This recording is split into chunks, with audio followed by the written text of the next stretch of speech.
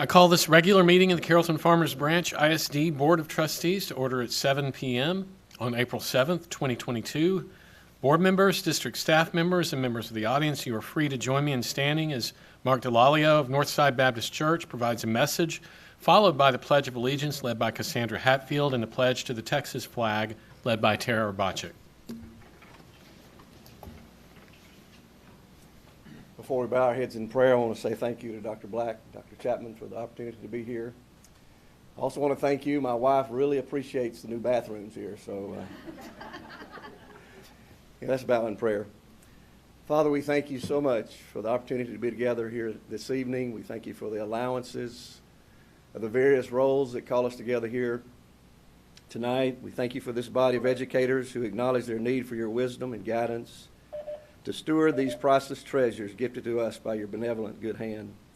We're grateful for the able leadership of this board and administration who have piloted our district through the challenge of these unprecedented times.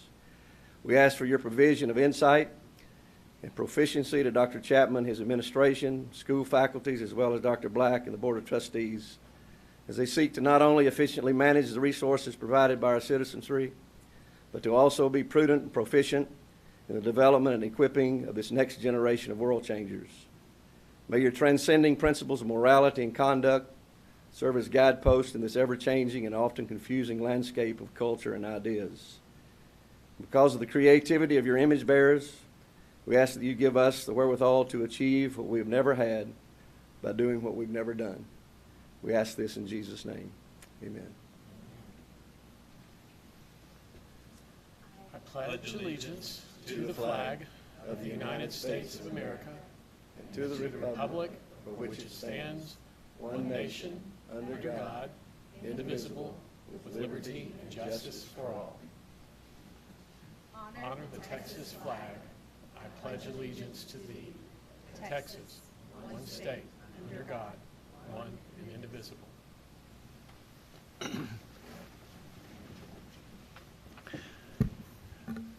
Well, thank you all for being here. It's just remarkable and wonderful to look out and see such a full room. It makes me feel like we're having normal activities again. So this is just wonderful to see you all here. Thank you for being here. As a district, we dedicate to all our efforts and resources to our goal of high expectations for all. The board uses this goal to guide all deliberations, decisions, and actions. You will get to see all deliberations, decisions, and actions of the board in open session, with the exception of some items which may be discussed in a closed session, as stipulated in the Texas Government Code, Section 551, commonly known as the Open Meetings Law. These items typically deal with personnel matters, consultation with our attorney, and real estate.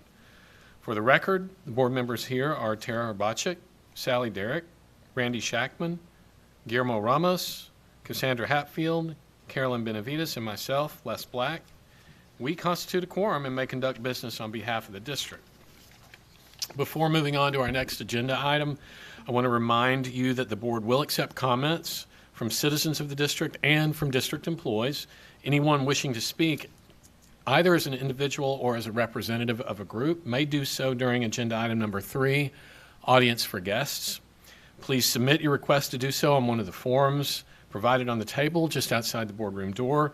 You may place the completed form in the box provided on that same table, or present your completed form to Administrative Assistant Kim Castagnon over here.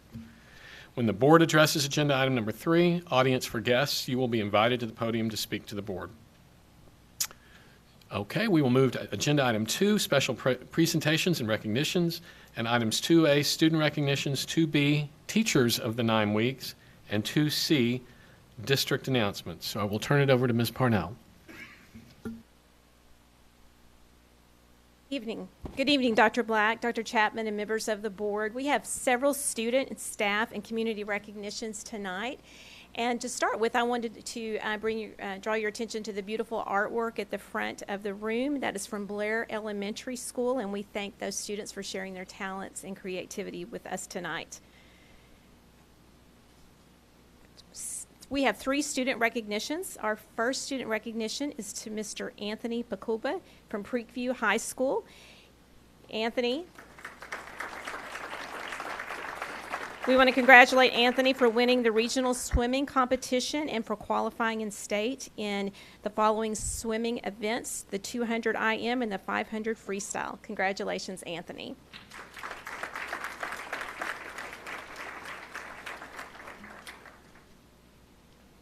Alicia Chavez from Creekview High School. Alicia won the State Courtroom Artist Championship at the recent high school mock trial contest. Congratulations, Alicia.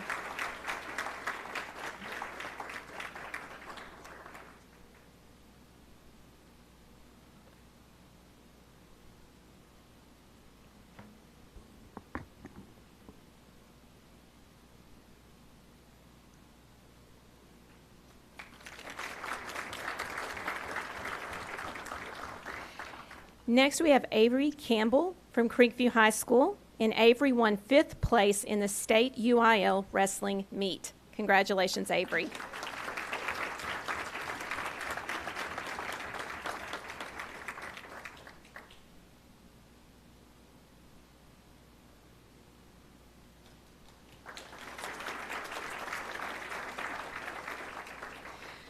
Staff recognitions tonight. We are pleased to recognize Giselle Riviere Franco. She is Executive Director of Budget and Financial Services, and she was awarded the Texas Association of School Business Officials RISE Award at a recent conference. This award is sponsored by TASB, the Texas Association of School Boards, and it recognizes a person for their early accomplishments within the career, and it distinguishes them as a future leader in the profession. Congratulations, Giselle.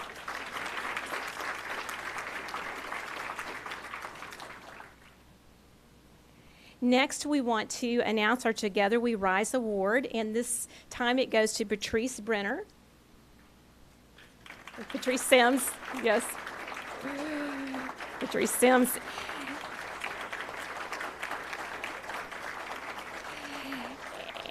And Miss Sims is winning this award, which is sponsored by the Chick-fil-A at Trinity Mills.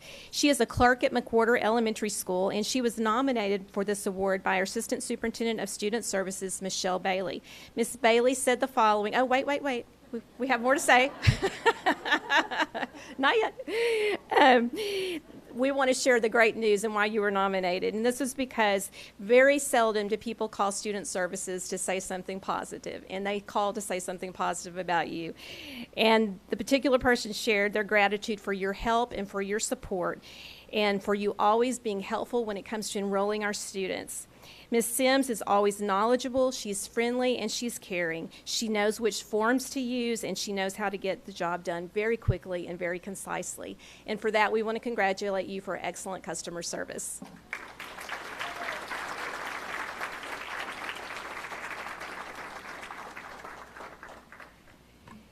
Next tonight, we want to recognize our Volunteer of the Year. April is National Volunteer Month, and it's a time it's dedicated to recognize the importance of volunteering and for the significant contributions that volunteers make year-round. This school year, CFB ISD has more than 3,200 volunteers, and they help our students and staff in a variety of ways. All of our CFB volunteers are essential to the success of the district, and we appreciate the countless hours that they commit. This evening, we want to announce our volunteer for the 21-22. The Volunteer of the Year Award goes to Miss Andrea Allen.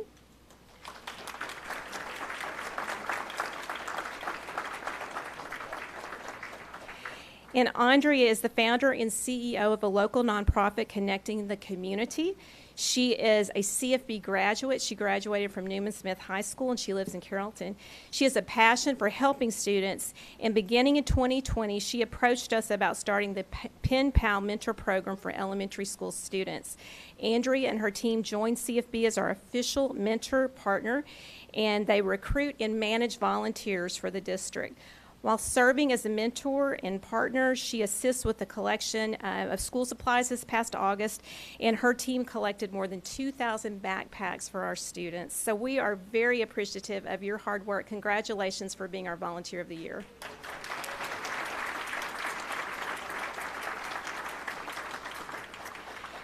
Now at this time, we have a special presentation from our Education Foundation, and I would like to ask Ms. Donna Wall, Director of the Foundation, to come forward.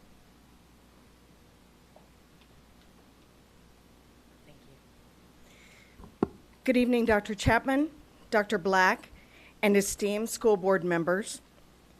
Tonight we come before you to honor a very special donor and supporter of the CFB ISD. Many disciplines touch the senses and inspire creativity and learning. In this particular instance, a young CFB ISD student was taken years before her time due to illness.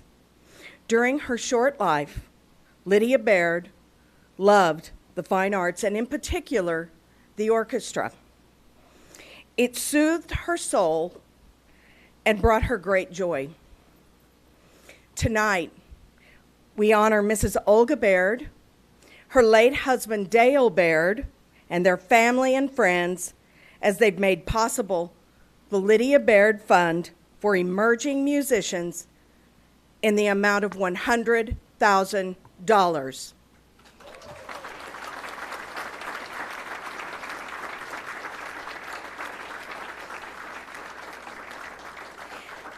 This endowment will provide funding for our orchestra programs at Vivian Field Middle School and R.L. Turner High School, as well as to fund student scholarships for graduating CFB seniors. Please join me in a round of applause for Mrs. Baird and the Baird family.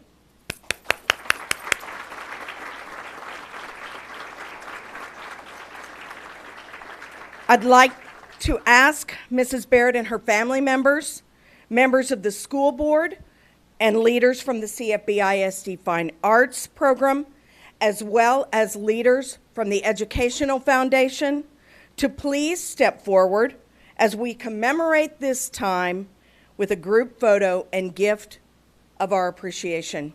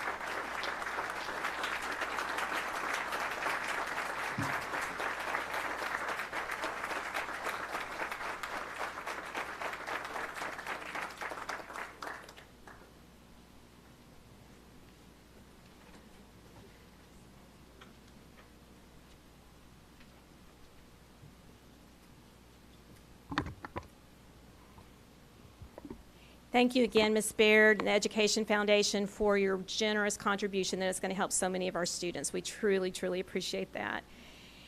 Now at this time, I would like to ask you to look at our screen. It's our time to honor our Teachers of the 9 Weeks, and if you'll please join me in watching this brief video about these outstanding educators.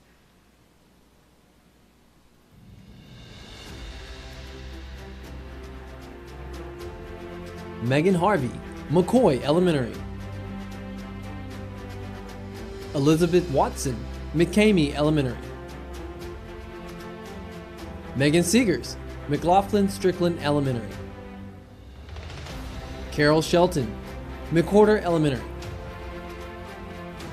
Nicole Linscomb, Rainwater Elementary. Kayla Van Dyke, River Chase Elementary. Emily Hamill, Rosemead Elementary. Zuluma Vidanya, Sheffield Elementary. Morgan Patterson, Stark Elementary. Ashley Pershing, Thompson Elementary. Donna Steele, Blaylock Middle School. Cindy Gaydon, Barbara Bush Middle School. Pat Steed, Field Middle School. And Tyrone Larkins, Long Middle School. Congratulations to our teachers of the 9 week.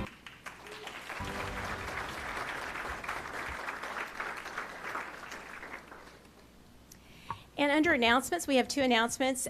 First of all, board members, I want to draw your attention to our first CFB ISD Inside CFB magazine. We're super proud of this. I want to congratulate Chelsea Westbrook, our director of the communications department, and for her leadership in this endeavor. So if you want a copy, if you didn't get one, they're out in the lobby. We'd love to share the great news that's going on in our district. And at this time, Dr. Chapman, I want to turn it over to you. Yes, thank you so much. We have several recognitions today that we would like to acknowledge some of our administrators. And so under our Chief of Secondary Leadership, we now have Kelly O'Sullivan. She's leaving at Polk Middle School, and she'll now be leading our Chief of Secondary Schools. So welcome aboard.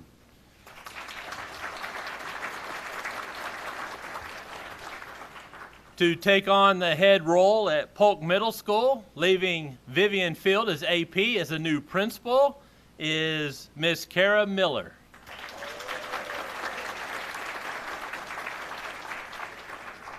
Our new principal at Davis Elementary is Miss Tracy Battle. She's leaving an AP at Landry.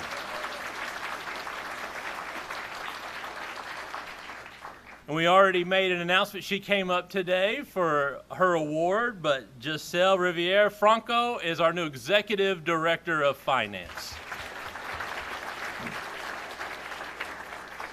Just an exceptional group of leaders that are going to continue to move CFB ISD forward. Little announcement last week, we had the Commissioner of Education, Mike Morath, come to CFB ISD, and he visited Landry Elementary.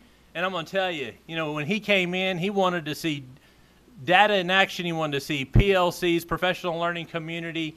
He wanted to see students in the classroom. He talked to teachers, asked them very specific questions. And then he watched our kids in those collaborative learning spaces and Flex Furniture at Landry. And he was absolutely amazed. And so I just want to thank Landry Elementary, Dr. Cockram, the work that you did. Your staff was exceptional. And Miss Battle, y'all just did a remarkable job. You really showcased CFB exceptionally well, and he continues to talk about that. So thank you so much for your leadership.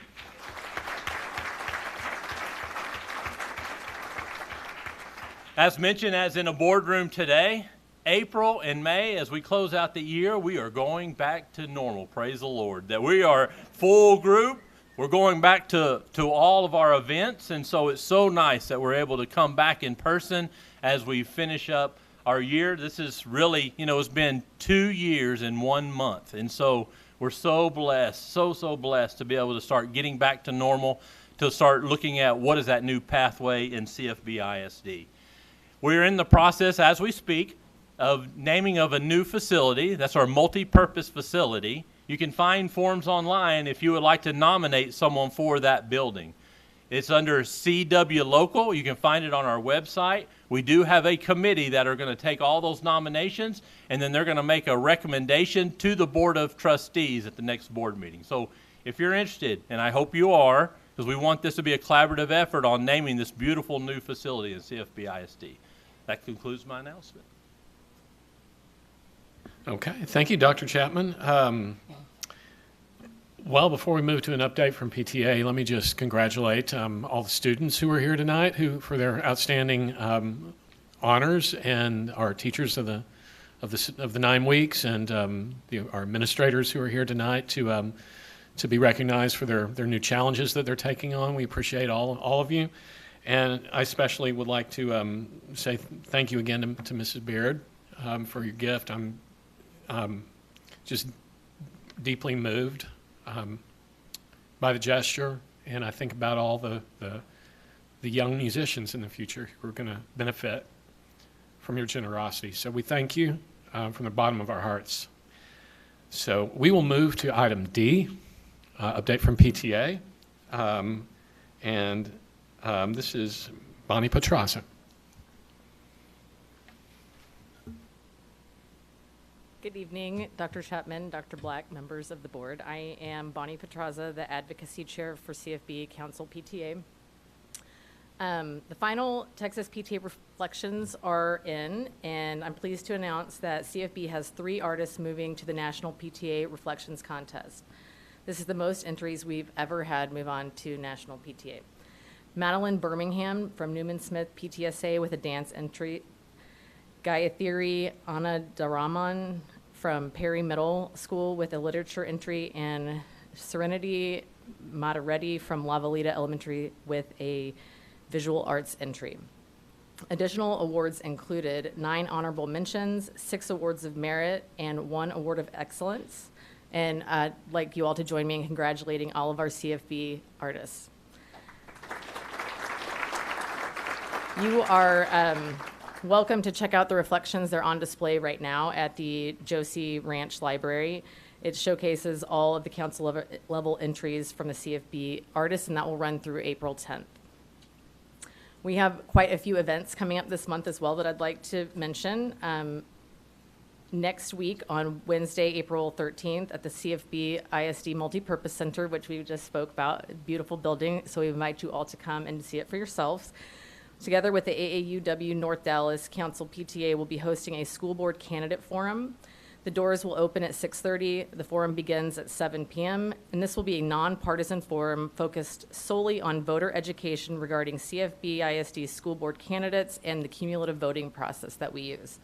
We hope to see you there, but for those of you that cannot make it in person, we'll be live streaming it on our Facebook page at Council PTA.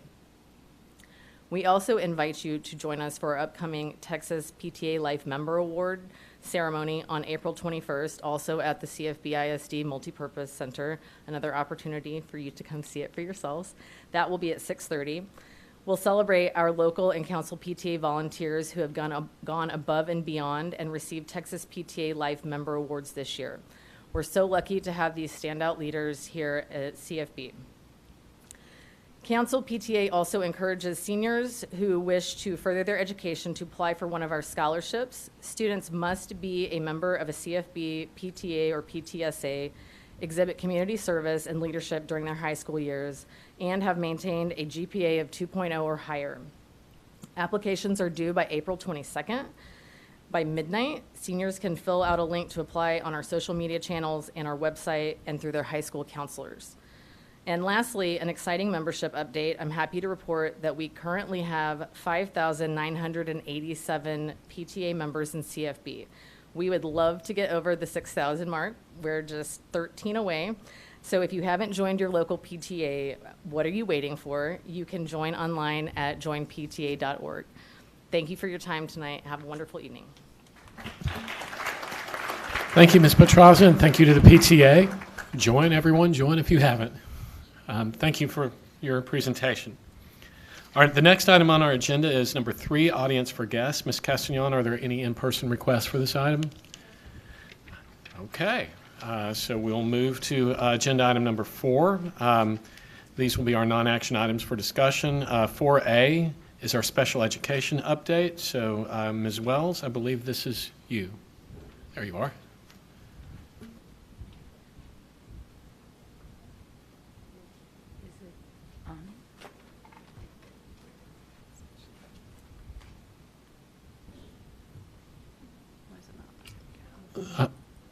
Excuse me, Ms. Wells, before you get started, why don't we just take a quick 5-minute break and give people an opportunity if they don't want to stay for all the nuts and bolts, now that we've gotten through all the fun celebrations, if they'd like to slip out.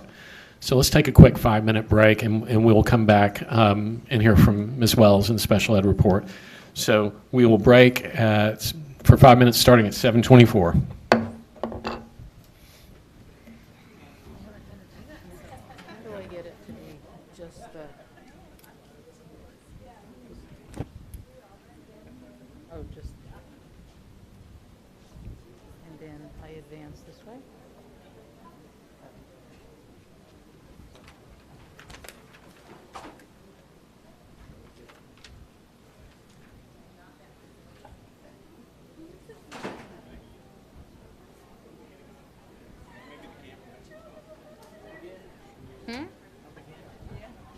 I know, right?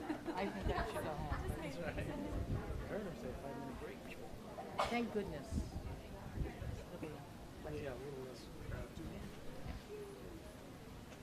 I'm good with it.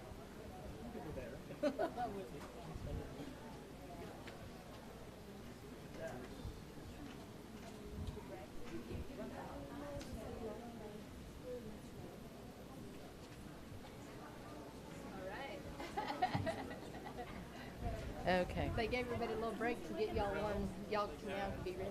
And less people. Yes. Hey, I'm Steve Forsh. Yes, yes, I guess it's Stefan, sure. Take them off the bench. Right?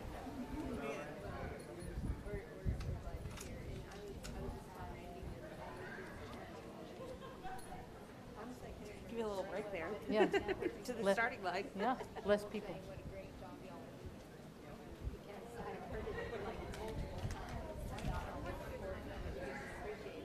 But then, just like I said, just in the last day or so, somebody mentioned it again, and I was like, "Oh goodness!"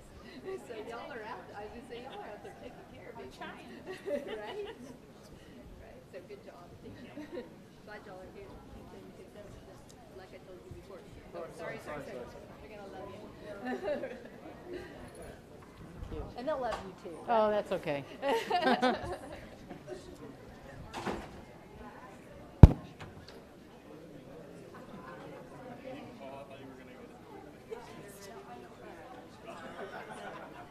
Are you okay? No. Would you like to do some breathing together?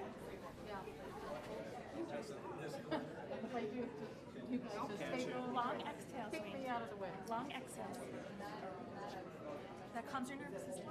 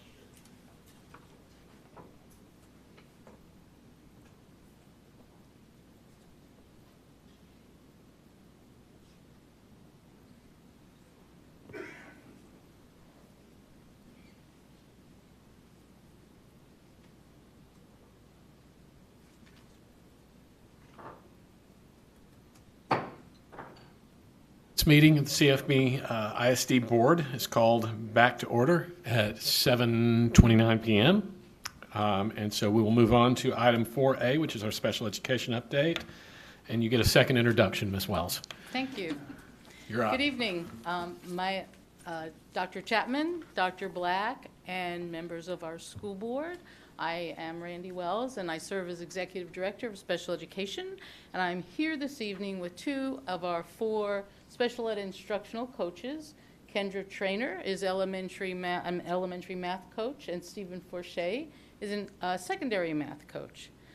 Okay, next. I would also like to recognize the other members of our administrative team in special education, Dr. Karen Ward, Ms. Jennifer Wright, and Dr. Regina Little.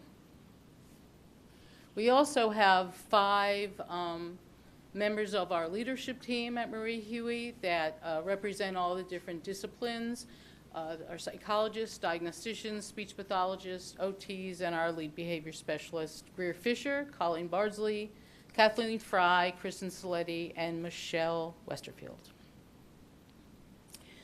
CFB has a child find obligation to locate, identify, and evaluate infants, children, and young adults suspected of having a disability. We take referrals from school personnel, parents, physicians, and community members.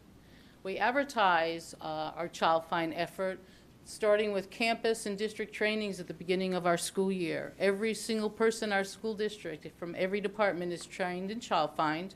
We have posters and brochures, and we send out mailings to physicians throughout our area. So we must be doing pretty well because CFB serves 3,756 students birth through 21 years of age.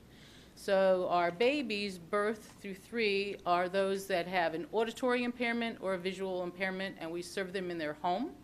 And our students 18 to 21 years of age are those with more significant disability who they stay with us through their 21st year, and we work on independence and job skills. This slide illustrates our growth for the last 5 years, from the 17 to 18 school year to currently as of March 28th. You can see that we have significant growth over the years. Special education currently makes up 15% of our whole district school student population. It starts with referrals to special ed, and so this year, up to date, we've had 1,346 referrals. I should also make you aware that the state now has some new guidelines regarding students suspected of having dyslexia, and that there's one pathway to determine that through special education, so we anticipate additional referrals for students suspected of having dyslexia. I also understand that there was a question last month when there was a presentation from Olivia Perez and Carolina Christensen regarding newcomers.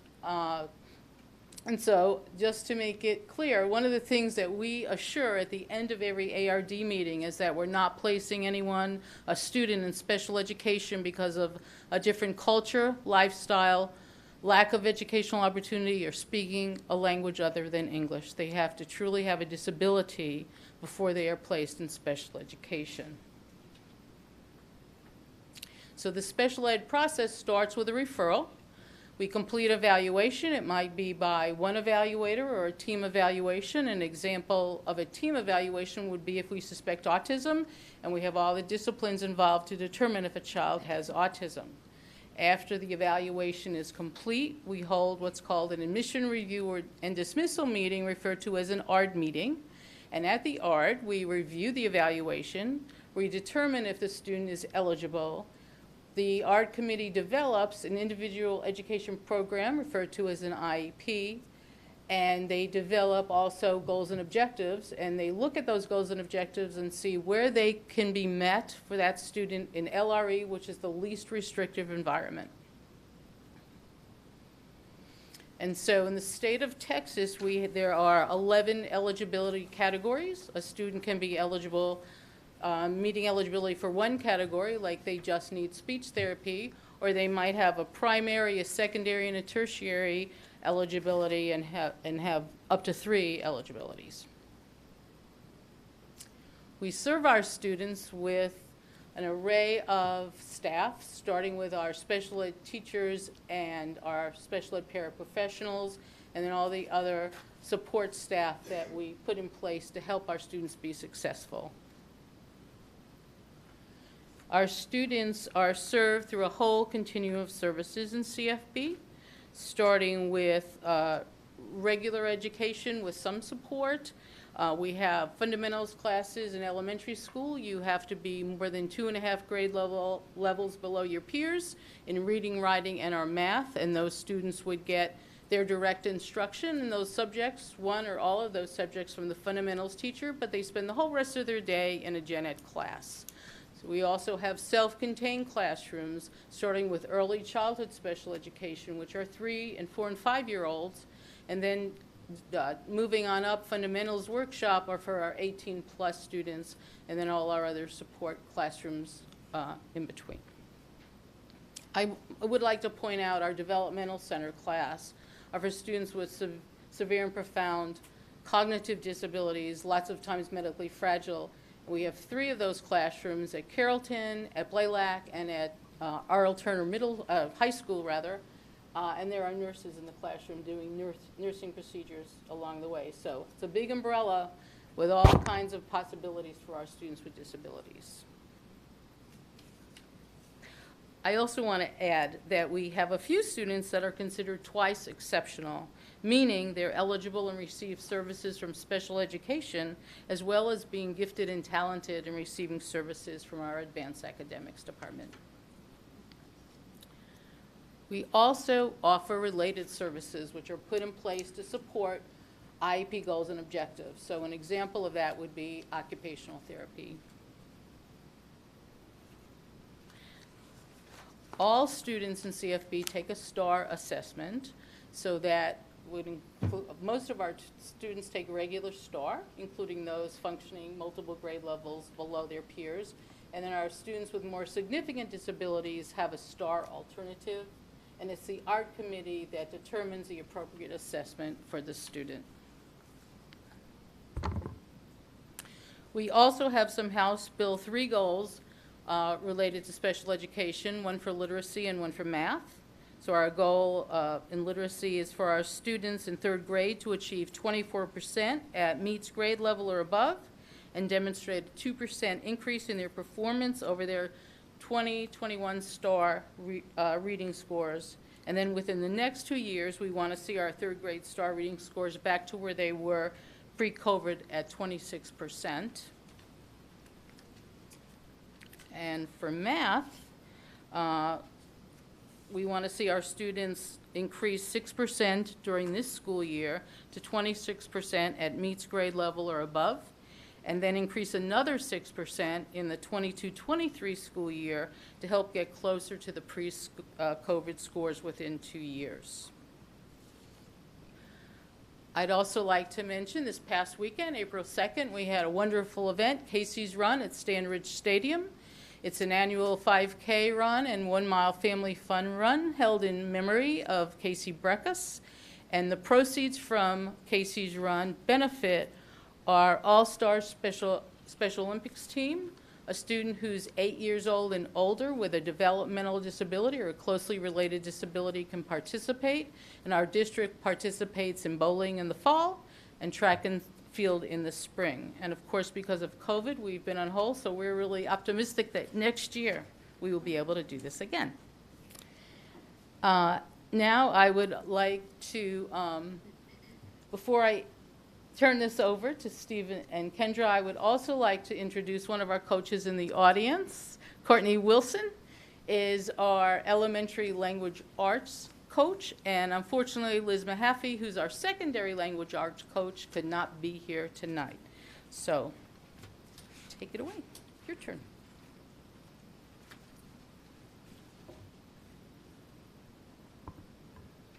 Since we are instructional coaches, we wanted to make sure we had a learning target for tonight. So we're going to demonstrate how the special education instructional coaches support teachers and the 5 that drive in CFB ISD. The foundation of the 5 that drive are CFB interdepartmental support, professional learning committees, and Tier 1 instruction. We've supported the implementation, access, and training of curriculum. We've collaborated with general education coaches. We participate in content area meetings to increase our own knowledge around subject areas, and we plan and participate in PLC training, including monthly meetings to address any program-specific needs. Good evening. An important part of being an instructional coach is supporting the culture of CFB. We worked with a teacher new to our district this year who commented that she was so pleased that we collaborated with her and listened to her ideas rather than pointing out what she was doing wrong and trying to fix things in her classroom. In order to support our data pillar, special education instructional coaches guide teachers to interpret and and analyze data to drive their instruction, provide ongoing trainings and support for special education and compliance, including scheduling, progress monitoring, and consulting on program placement. We also help teachers understand full individual evaluation reports and the impact of a student's disability on their learning style. This year, we implemented the pillar of observation and feedback in one of our self-contained classrooms by modeling instructional practices and lesson planning with the teacher weekly. We worked together to fill in skills gaps and teach group learning skills. One of the students we worked with had a huge increase in his math scores from fall to winter. He has not only gained confidence in his academic skills, but this has also impacted his social emotional development. And now he is actively engaging with peers at recess. To address MTSS, we help teachers modify curriculum, implement accommodations across settings, and ensure access to Tier 1 curriculum for all of our students. Restorative practices are an important component of coaching. When we're working in classrooms, we provide strategies to increase student engagement and improve classroom management. We collaborate with behavior resource specialists to support behaviors in all of our programs. We also support both administrators and teachers in problem-solving issues related to special education.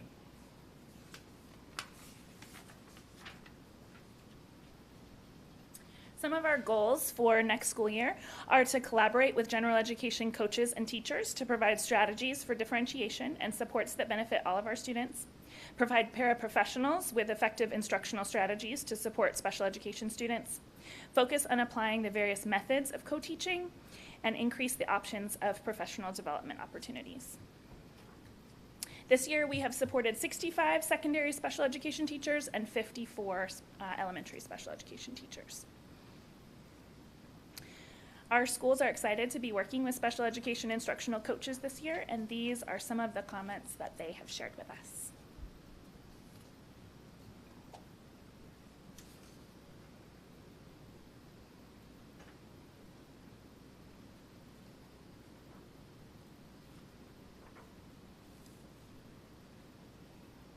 Thank you, Dr. Chapman and members of the board. We're so grateful that these positions have been created, and we appreciate your continued support. Thank you very much. Board members, do you have questions for any of our presenters? Ms. Derrick. Ms. Wells, I want to ask you about staffing. I know last fall the board asked a lot of questions about the staffing of special ed, and we were worried that there wasn't enough staff to address the needs of the district. And so at that point, there were conversations, and then a decision was made to add 66 additional staff positions. Yes. Can you speak to where are we on those positions? How many have been filled? How many are still vacant? Well, first of all, I want to thank you all for allowing us to have those positions and granting them. We really appreciate it. I cannot tell you exactly, but most of the positions have been filled. There might be one or two that we were unable to fill. So a majority for sure have been filled. Absolutely. Yeah, okay. Okay, that's excellent. And has it made a difference? Absolutely. Okay. And as our program continues to grow, we have asked for additional staff that is still under consideration. But yes, it's about the kids and giving them what they need. And that was going to be my next question. Are we meeting the needs of our students? Thank you. Other questions from board members?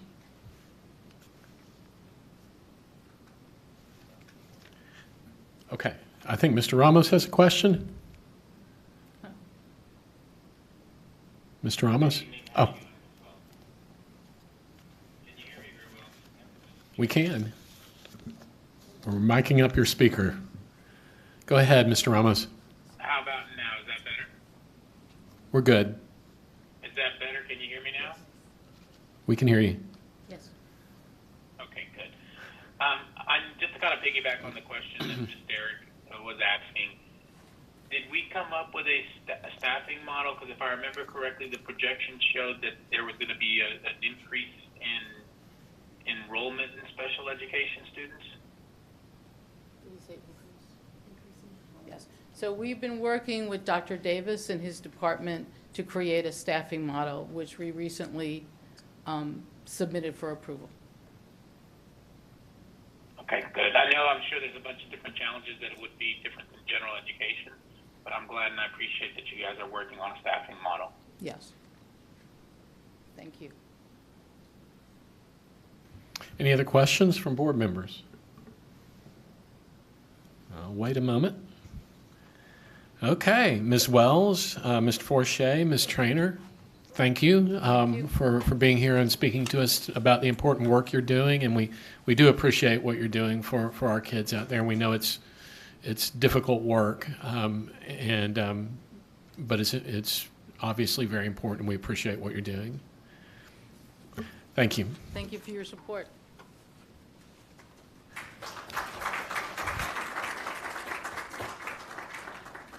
We are going to turn now to item 4B, which is construction update. Mr. Mulrooney, this is you, sir.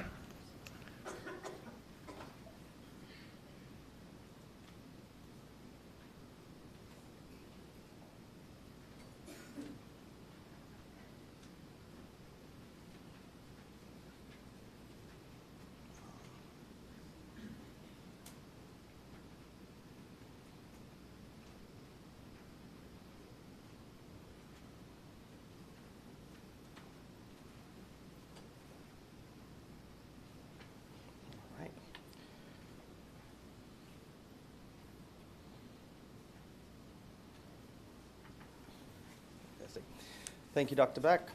Dr. Chapman, members of the board, it's my privilege to present a construction update this evening.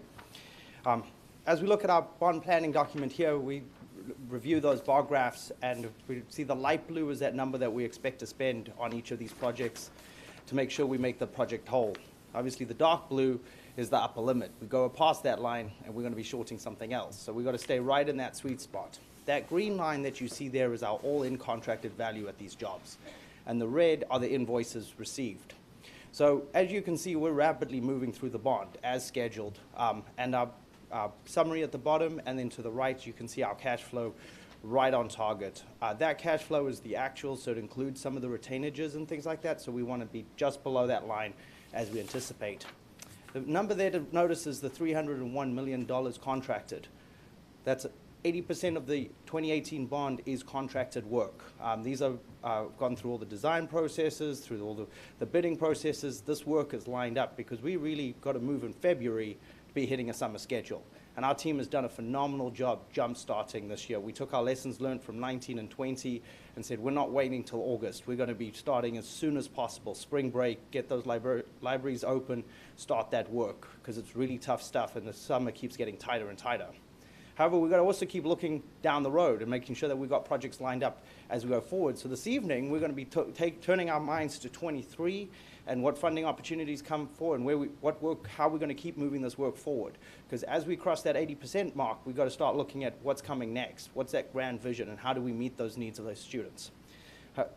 That's the second part. The next part that I'd like to do is just a few highlights from this month. Over at Sheffield, they're making great progress. We got to tour again with the teachers. They're starting to really see those new spaces take shape. Those collaborative spaces, the open library, the courtyards. It's really exciting. And a shout out to Jackson. They've run a great schedule. Parts of the building are getting ready to be handed over in May. Well, the back part of the building is still going to be under construction. So our folks are going to be able to see what those spaces are going to be looking like so they can get ready during the summer. And then they'll line up with Jackson to bring everything together by July 28th. So we'll be ready at this point, tentative subject to change, 22. I'm still holding all my cards. Tentative subject to change. We are on schedule to deliver Sheffield July 28th. Over at Perry, we had a great meeting with our Bond Oversight Committee. They got to come through and start to see the exciting work that's happening there. And so you see a quick update there. Big one there is that all the structures come back into place. We were all holding our breath as we went back in. Some of that dirt hadn't seen light for 50 years.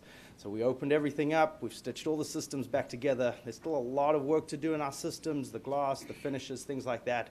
But the scary stuff, we're mostly out of the way. So feeling confident there, again, delivering tentative subject to change. At this point, we are on schedule to deliver that project July 20th. Marquees might be small, but they are fierce, and they are 15 locations. So our team has been working very closely with the different jurisdictions. All our permits are through, and we are through the foundations, and we're starting to hang the steel. This is where I want to just warn everybody. It's very exciting as they take shape, and it'll slow down because we're going to get into all the details and the wiring and the screens and the lettering. So those screens don't come on until well into the end of May. So 6 to 8 weeks still to go with those till we see those screens light up. So while it takes shape and the brick starts to look like that and you're like, oh my gosh, and it's finished, No. Give our guys time to do their work as they finish those projects. Smith is also a highlight. This is just a quick before and after, that new construction area that's open. The kiddos are in that space now as we move our focus to the library. Very exciting area there.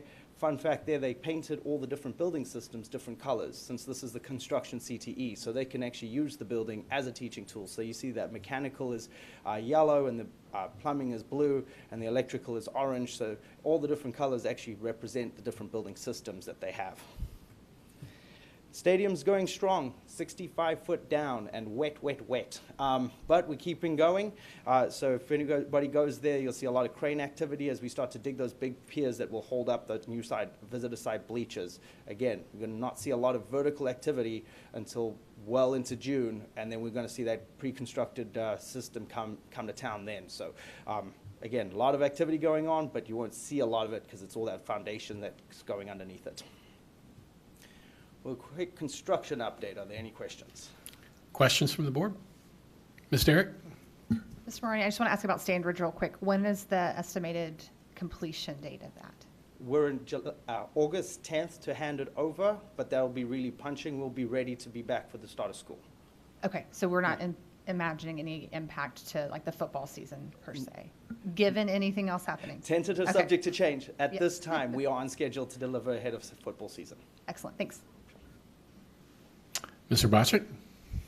So has the absence of the visitor side seating hindered our ability to host some area or regional or other events, or are those still moving forward? No, we did get impacted by a number of things. We needed a few lanes of the track, so some of the Renee and the team there helped us move the athletic meets off so that we could get started and safely.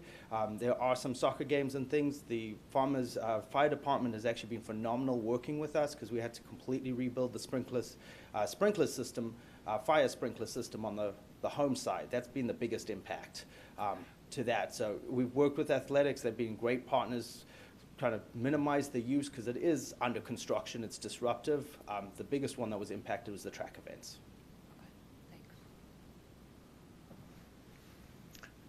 Ms. Benavides? What was the completion date for DeWitt Perry? That would be July 20th. Okay, thank you. Tentative, subject to change. Yes. Everything's tentative. I know. Thank you. I lived through 19 and 20. Any other questions for Mr. Mulrooney from the board? Mr. Bocek? So, looking at our bar charts, it's just such helpful information to see where we are on spending. And I know we had gotten into a phase where we were impacted by pricing due to supply chain, that everybody has. Are we still in that, or are you seeing a decline on the construction materials side to where, are we going to be up against this bar for the remainder of our projects? Yes, ma'am. We're seeing a stabilizing in pricing. We know these things don't often come back down. Yes. What we do is look at different materials. When wood spiked, people moved to metal, but then that caused metal to spike and woods drop. So we're redesigning and adjusting a lot of the time, and that's one of the great things about our delivery method of bringing that construction partner on early.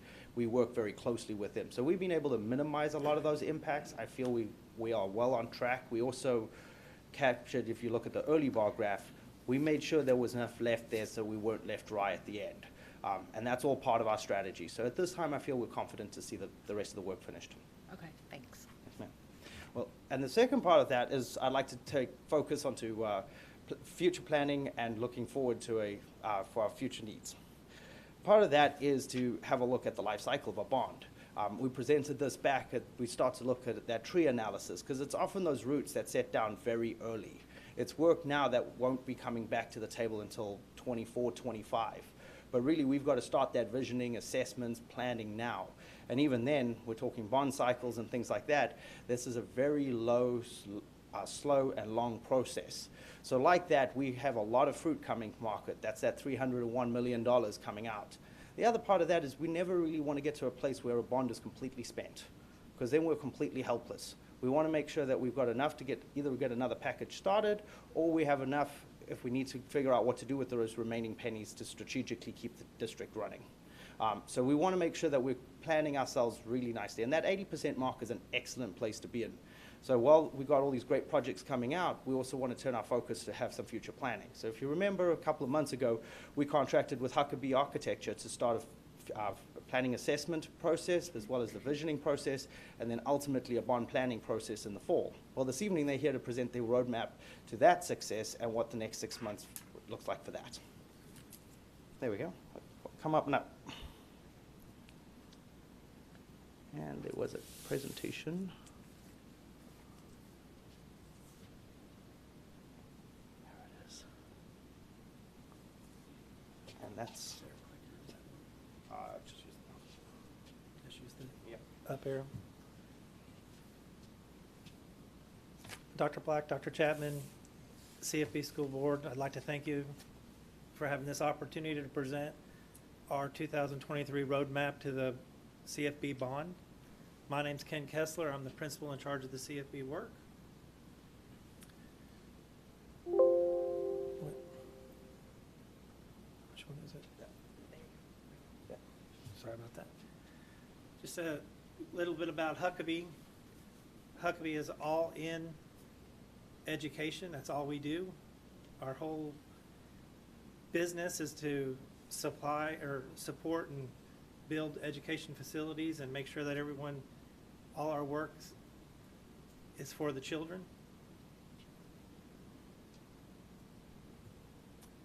Going into my team, like I said, I'm Ken Kessler, I'm the principal.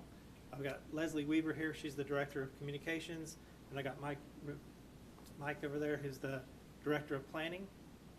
And who's not with us today is Holly Teague, which is our educational planner, and Susan, who's our director of educational partnerships. And I'm going to pass this on to Leslie so she can get to the really important stuff.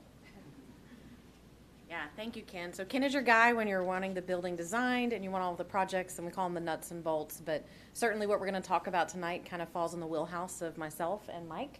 So we'll kind of take you through this. And Holly and Suzanne, some of you may have already seen some of their faces at some meetings and got an opportunity to work with them. But really, Mike and I will kind of be leading a lot of the efforts. So what I want to do is just kind of talk you through some of the services that we're collaborating with the district on. First is what we're calling the 22 to 22 committee. And the idea is that we're in the year 2022, and the district has challenged us to kind of look at, what could 22nd century learning look like? Or really, what does learning look like in the future? And how do we make sure that our facilities are designed in a way that our kids will be, learning in the future, and making sure teachers have the spaces they need. Another piece is on-site educational commissioning with middle schools. A third component is what we're calling the promises made, promises kept. That's going to be a marketing campaign. We're going to make sure that your community is aware of what was going on in the 2018 bond and how their tax dollars have been spent. We're also looking at that planning and demographic study, and been kind of doing a little bit of research and background, and then ultimately doing bond planning in case the board decides to move forward with the May 2023 bond. We're going to show you how we're going to get there. So there's going to be two components for staff and community engagement. There's going to be two committees. So the first committee is this 22 to 22 committee. And what you see here is we're estimating there might be about 60 to 80 people involved in this committee. There's really going to be 4 small groups. They're going to be very targeted and very focused with their work. We're going to have a group for early childhood, a group for elementary, a group for middle school, and then a group that's looking at high school and CTE opportunities. This is mostly going to be made up of teachers, of instructional staff, but also some additional district staff and maybe some parents and students. But this is primarily an instructional-based committee looking at really what is the long-range vision for the districts, everything from the culture to educational delivery, and just making sure that as we're planning for the future, we've got all of those thoughts, dreams, and visions kind of documented. The deliverable for this committee will be to develop a recommendation that's going to align with district facilities for a long-range vision. The timeline is we are getting started with that now in April. So it'll just be a quick process, April and May, with a report in June. The other big committee, and what I want you to see here, this little board in action icon, we've added that throughout the presentation when there's going to be something that could potentially be a board action or a way for the board to be involved. And so the Citizens Bond Planning Committee, we would recommend, having a fully engaged process with your community that involves about 40 to 50 of your community members. We really recommend a cross-section of your community. You don't just want parents or just want teachers. You want citizens who are grandparents. You want citizens who have never had kids. Maybe you want citizens who have little bitty ones who haven't quite made it to your schools yet. And what we recommend is also including some students. Actually, I have a team member, someone who works on my team. We met her when she was 18 years old when she served on a committee for her school district. She went on to be a valedictorian, went off to college and interned with us, and now works for us full time for the past couple of years. So that student voice is, I think, very important to that process too. What we recommend is to make sure we have this good cross-section is, the district may ask the board to nominate up to 2 committee members to serve on this. Also asking campus leaders to nominate a couple of people. And then also working with Dawn and her team to put a form online so that anybody in the community can kind of nominate themselves. And then what we recommend the district do is kind of take a look at all of these nominations and again, make sure you've got all of the kind of buckets filled, and we'll go into that a little bit more here in a minute. But, I sometimes talk about I'm a volleyball mom and a track mom. Well, if I just took me and all my friends, we would all kind of look the same. We'd have the same thought processes. We would run in the same circles. And that's not really what we want in a committee. We want a little more diversity than that. So the charge would be represent the entire community in this process and to really prioritize facility needs. And then the deliverable would be bring a recommendation back to the school board. So as you're making decisions and deciding whether you would like to call a bond election, whether that's in May 23 or another time, you're going to have the information you need from that committee to do that. The timeline is we would recommend getting started this summer and then bringing forward that recommendation to you in January of 23. And so now I'm going to have Ken pass out a timeline for you. We thought this might be helpful to kind of have a one-sheet, one-pager in front of you. And what this timeline shows is just the work that we're engaging with in the district. You can see back in January of 22, we started with our research and information gathering, and that will continue, through this spring semester. This on-site educational commissioning, we started last month with Holly Teague, our educational planner. And then this 22 to 22 committee meetings will start this month and go through next month with a report to the board, if you guys would like one, in June. And then you see the little board in action icon there.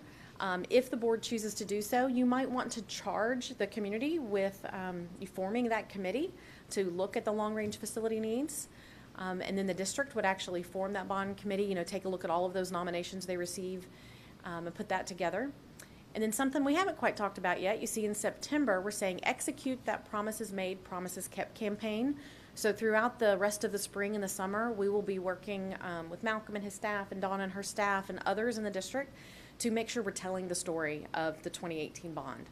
And then we kind of really get into the bond planning committee meetings and then finally bringing that recommendation to you guys in January. And again, you see the board in action icon. If you wanted to call a May of 23 bond election, you would need to do that by February of 23. And just to kind of help clarify who's involved along the way, that on-site educational commissioning was with campus leaders and instructional staff.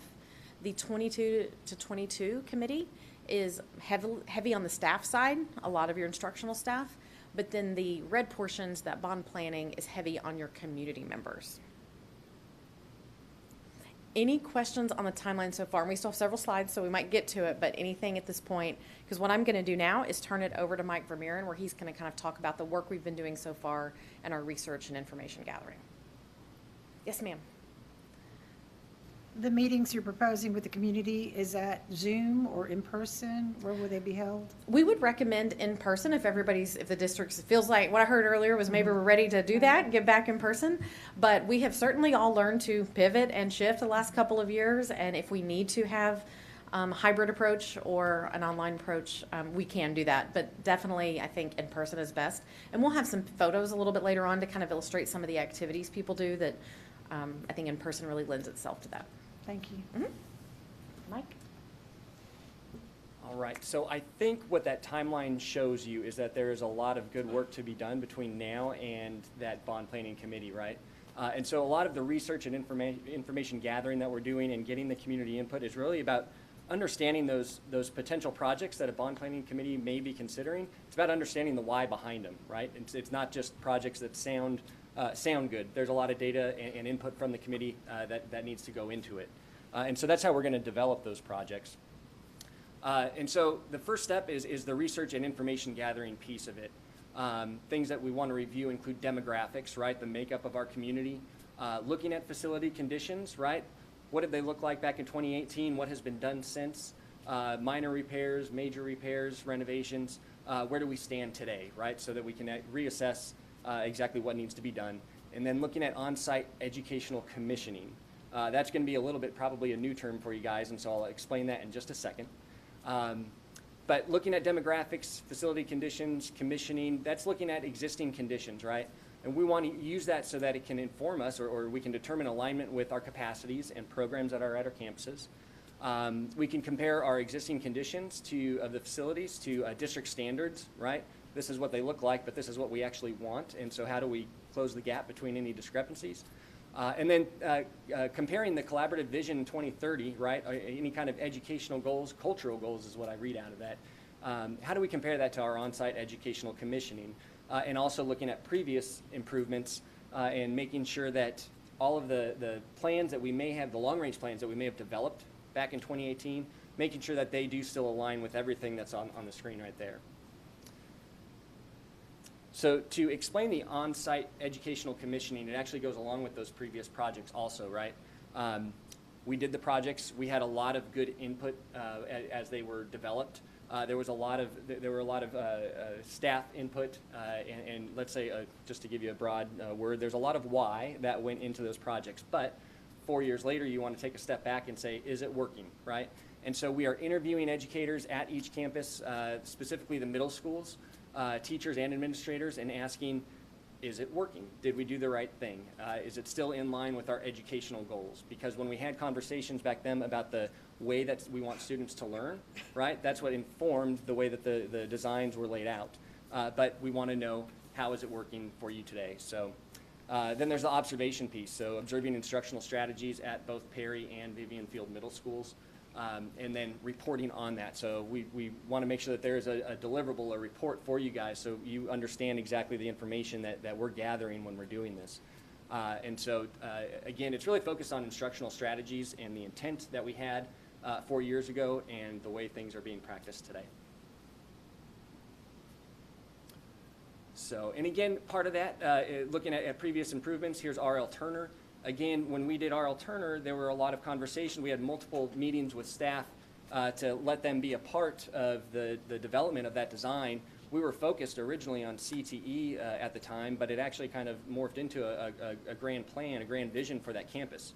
As we start to potentially go down that path of the grand vision, we want to make sure, is that still right? And I think that's appropriate. That's how we all learn from the work we do. It's not a straight line. It's kind of that corkscrew, right? So it's important to come back, take a step back, and reevaluate. Next would be the 22 to 22 committee. Like Leslie was talking about, the things that we're going to be specifically reviewing is high school and CTE, middle schools, elementary schools, and early childhood, right? But we want them to create a vision for learners, for health, and when I say health, we're talking about the whole person, right?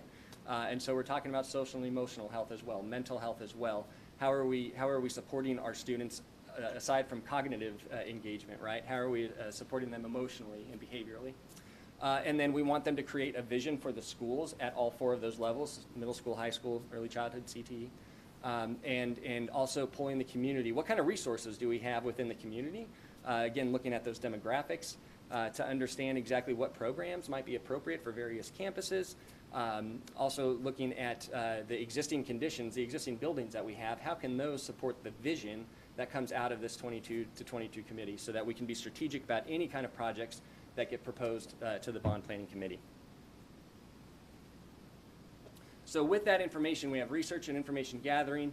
Then we have the input from the committee. We want to use all of that information to start developing projects, right? So that's where we start really talking about the existing conditions or the existing buildings, strategically thinking, okay, what makes sense to happen where, developing costs and master plans for those buildings, so that if we do decide to do, let's say, a small renovation today, hopefully it's in line with maybe some kind of grand vision that might happen 5 or 10 years out. We want to make sure that anything that we do today doesn't get in the way of any kind of plans that we might have for the future. So this is really, project development is really about strategy. Logistical phasing, that's another component to it. If we have a phase 1, how is phase 2 going to work? If you don't think about it beforehand, you might do something that gets in the way of the master plan happening. And then a very important component of that is cost development.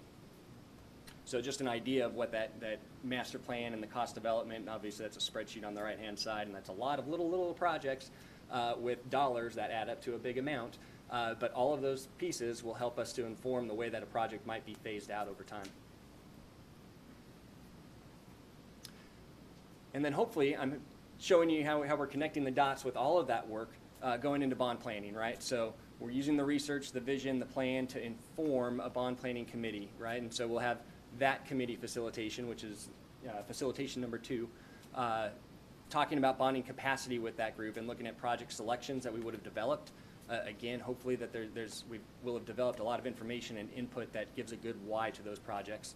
And then going on to the bond campaign, graphics, websites, and social media, and really reaching out to the broader community to understand the projects that are being put forth to them.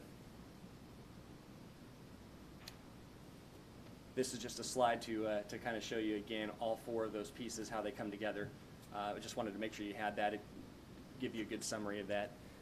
I think the most important part about that is that throughout the whole process there is engagement with CFB stakeholders, right? And so there's going to be visioning where we talk before any kind of pen is put to paper for master planning or costs. We want to have visioning, and it's really focused on education, the way we want students to learn. We want to go on tours. We want to look at old buildings that we might have today. We want to look at newer buildings that are under construction right now, make the comparison, and again, or try to figure out how we infuse the 2030 vision into our facilities. Master planning workshops with staff, with students, having a strategic plan in place. And the last picture you have there is Lex Labs, and just to share with you a little bit, Huckabee has a facility that we partner with Baylor and Region 12 in Waco, and the idea there is that we have facilities that replicate classrooms of the future, right? That we have the type of furniture that you guys are already kind of implementing, right? But flexible walls that you guys are seeing as well, and it's a great place that we can get together with staff and kind of workshop all of these things. And it serves as a good model for the types of environments that you might want students learning into. So again, I think the key to all of this is that there's engagement with stakeholders, community, staff, parents, and students. So I'll pass it back to Melissa. Great, thank you. So one of the things we'll be working on this spring as well and into the summer is the Promises Made, Promises Kept campaign. So what I'm going to show you are some examples from other school districts because we haven't quite developed what your marketing campaign will look like for your 2018 bond. Kind of, again, that showing all of your community stakeholders how their tax dollars were spent wisely, how you delivered on all of the projects, and making sure that we're connecting with everybody. You probably already have a great way to reach your parents and communicate with parents and employees, but what about all of the people who maybe otherwise aren't plugged into the school district other than paying their tax bill once a year? And so we want to make sure we're reaching them too. So what you see up here is just some examples of brochures that have been created or mailers so that somebody's getting something directly in their mailbox and kind of see, okay, this is what they talked about in 2018, and now I see how everything's kind of come to fruition. And again, you kind of see the words there, thank you community, because without the community support, the students, would not have those spaces. Here's some other just communications pieces, progress reports, different advertisements that have been done. We've seen some school districts do everything from billboards to print ads to digital display ads. You can even go online and do, digital Google type ads.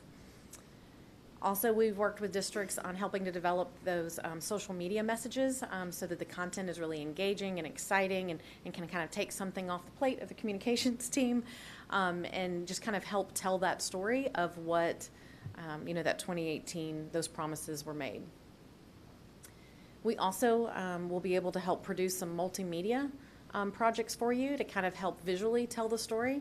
These intentionally don't have audio tonight while I'm talking over it, but I just wanted you to kind of see our team's capability and what we're prepared to deliver for CFB, but of course that will be customized directly to your district and will focus on your projects. But we want to give everybody kind of that inside look, because not everybody's going to have the opportunity to visit your schools or be in your schools. And so if we can take them in and let them kind of see what's happening, I think it helps just bridge that gap and make them feel connected and get them ready to continue to support you in the future. Which kind of leads me to the whole bond planning process. These words that are up here are very intentional. We want to make sure there's good representation on a bond planning committee. I also strongly encourage this to be a very transparent process. I know the district wants that as well. We want to make sure that anyone in the community would want to find about the bond planning process, that they can. There's not going to be any secret, closed door, behind door meetings. This is all open to the public. It should be very community-led, community-driven, so that the results of the planning process is what the community wants. We want everybody to have a voice in the process. Ultimately, they've got to reach consensus and kind of be on the same page, and then ultimately take ownership and to get out there and advocate on your behalf. I kind of mentioned this earlier. We recommend about 40 to 50 community members representing all these different groups. Again, we want to look and make sure that different ages are represented, different gender, there's a good balance there, different ethnicities are represented. Make sure the committee looks like your students. Making sure that we've got different areas of the communities. You're spread out across several cities. We want to make sure they're all represented. Tenure in the community. How about people who have just moved in the last couple years, and how about people who have been here a long time? We want to make sure that they're all included or have the opportunity if they want. Parents, non-parents, staff, and of course engaging that community and business leaders. You see the board in action icon up there. The board might want to formally charge a committee to bring forward a recommendation. And so a sample, this is just kind of sample language that you could use, that this committee would assist, we've missed a B there, CFB ISD, in assessing and prioritizing the district's current and long-term facility needs, including operational efficiency. Are all of your campuses that you currently have operating at its most efficient? Are there some opportunities there to improve that? Looking at the building age, the safety and the condition, looking at student programs, including early literacy. And what about just those evolving educational delivery and programs? Are your schools looking ahead, what's going to look like throughout the rest of the century? And to bring their reports in the form of a recommendation to you. We've tentatively set 6 meeting dates. Again, these are tentative. What was your word? What was your phrase earlier? Tentative, subject to change? Okay, so I'm learning. So these are tentative, subject to change, but just to kind of give the district a roadmap of what we're thinking. Kind of every couple of weeks, bring the group together and kind of work through that throughout the fall semester. So really get started kind of right after school gets going in the fall, and then kind of wrap it up before winter break. Some of the things we would recommend that this committee really look at, the different topics, are first understand what their charge in the process is going to be. All of this is tied back to CV 2030. I mean, every time we've met with a district, we're always talking about CV 2030. We'll also look at demographic reports and enrollment trends, making sure that the committee understands how school finances work and what bonding capacity there is. Of course, we'll be bringing in the visioning findings from Mike's committees. Taking the group on tours, whether it's of your own facilities or maybe opening it up to other facilities as well. And then, of course, everybody needs to know, well, what are construction costs looking like today? And what could budgets be, for some of these projects? So we would analyze all that. Always recommend bringing in a financial advisor to talk about bonding capacity and any tax rate scenarios. Some districts choose to do a community survey, which is always a good idea, to get the community's pulse during the planning process. And then ultimately, we will work with that committee to prioritize and reach consensus, and then finalize their recommendations before they bring that to you, the board. So earlier, there was a question about would this be in person. Here's just kind of an example of why we prefer the in person if we can safely, have in-person meetings, because they get to know each other, they get to work together, they get to collaborate in these committees. They literally get to put their hands on things, and it's a tangible process. And so I think it helps just kind of with that community building and consensus building. So we like to engage our committees in a lot of different activities. Sometimes they can do activities on their phone to rank different projects. Sometimes we look at different criteria and weight them in different ways. Sometimes it's a dot activity. Sometimes it's a tactile, moving projects around. We really just want to make sure those, community members are engaged in the process and have a voice along the way. So sometimes, school board members ask, okay, well, what's my role in all of this? What can I do? What do I get to do? What do I not have to do? And so prior to calling an election, I'm sure many of you are familiar with election laws and ethics that go into elections. And so once you call that election, so that's that box on the right-hand side. So from February to May of 23, if you choose to call a May of 23 bond election,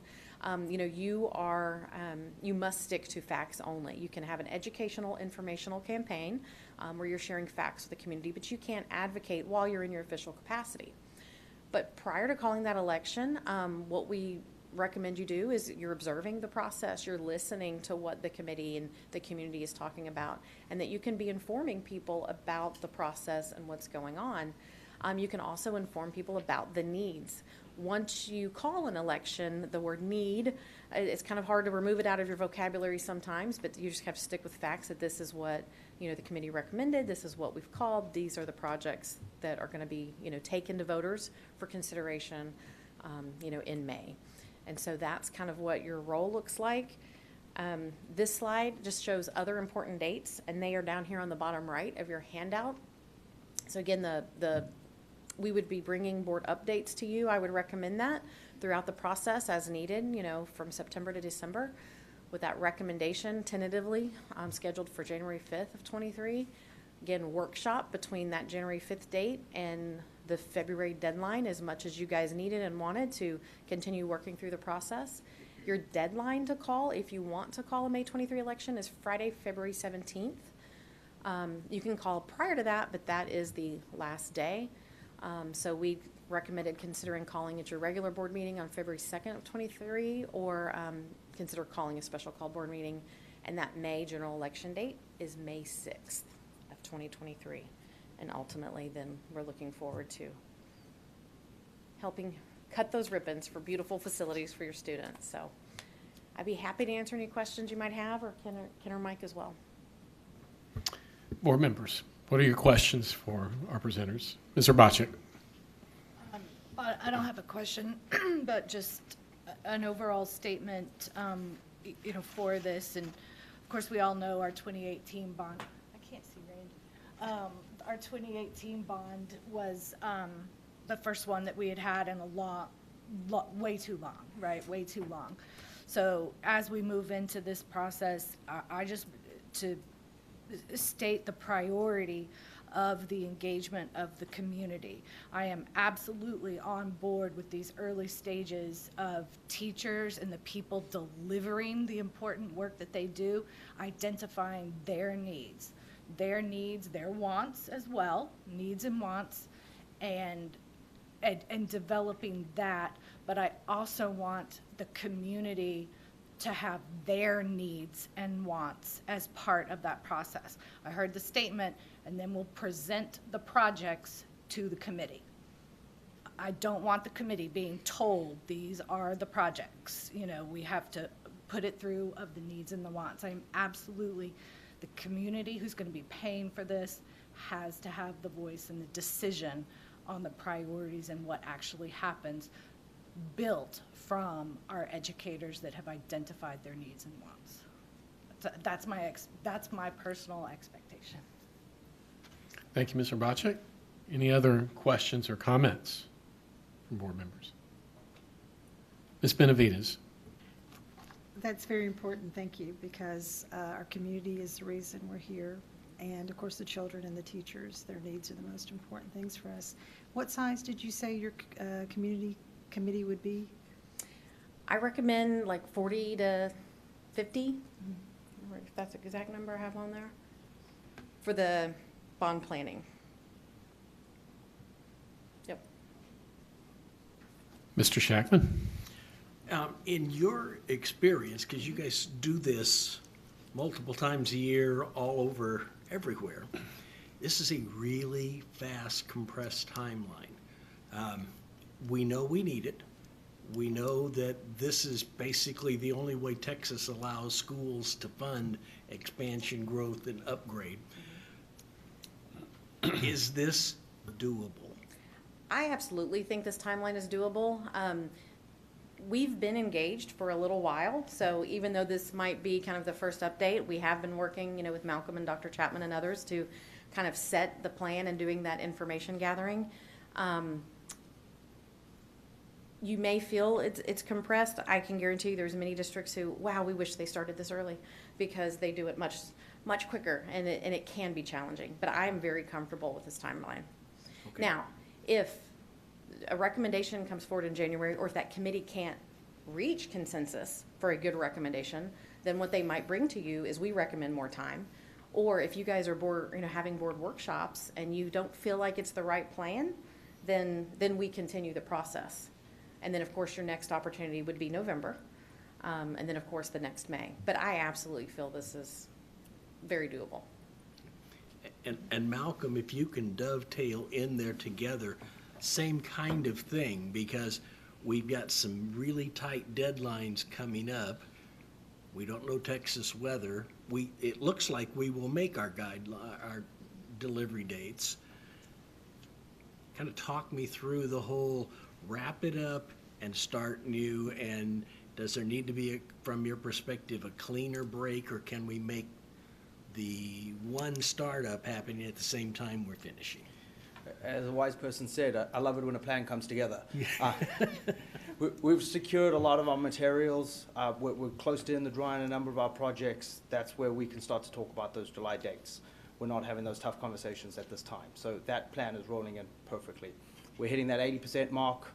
We've made big promises. Remember I've said we don't spend a dollar till we know where that dollar fits. Right. So these folks actually started this work in 19 when I refused to release the first draft of Turner till we knew which sections of Turner needed to be worked on.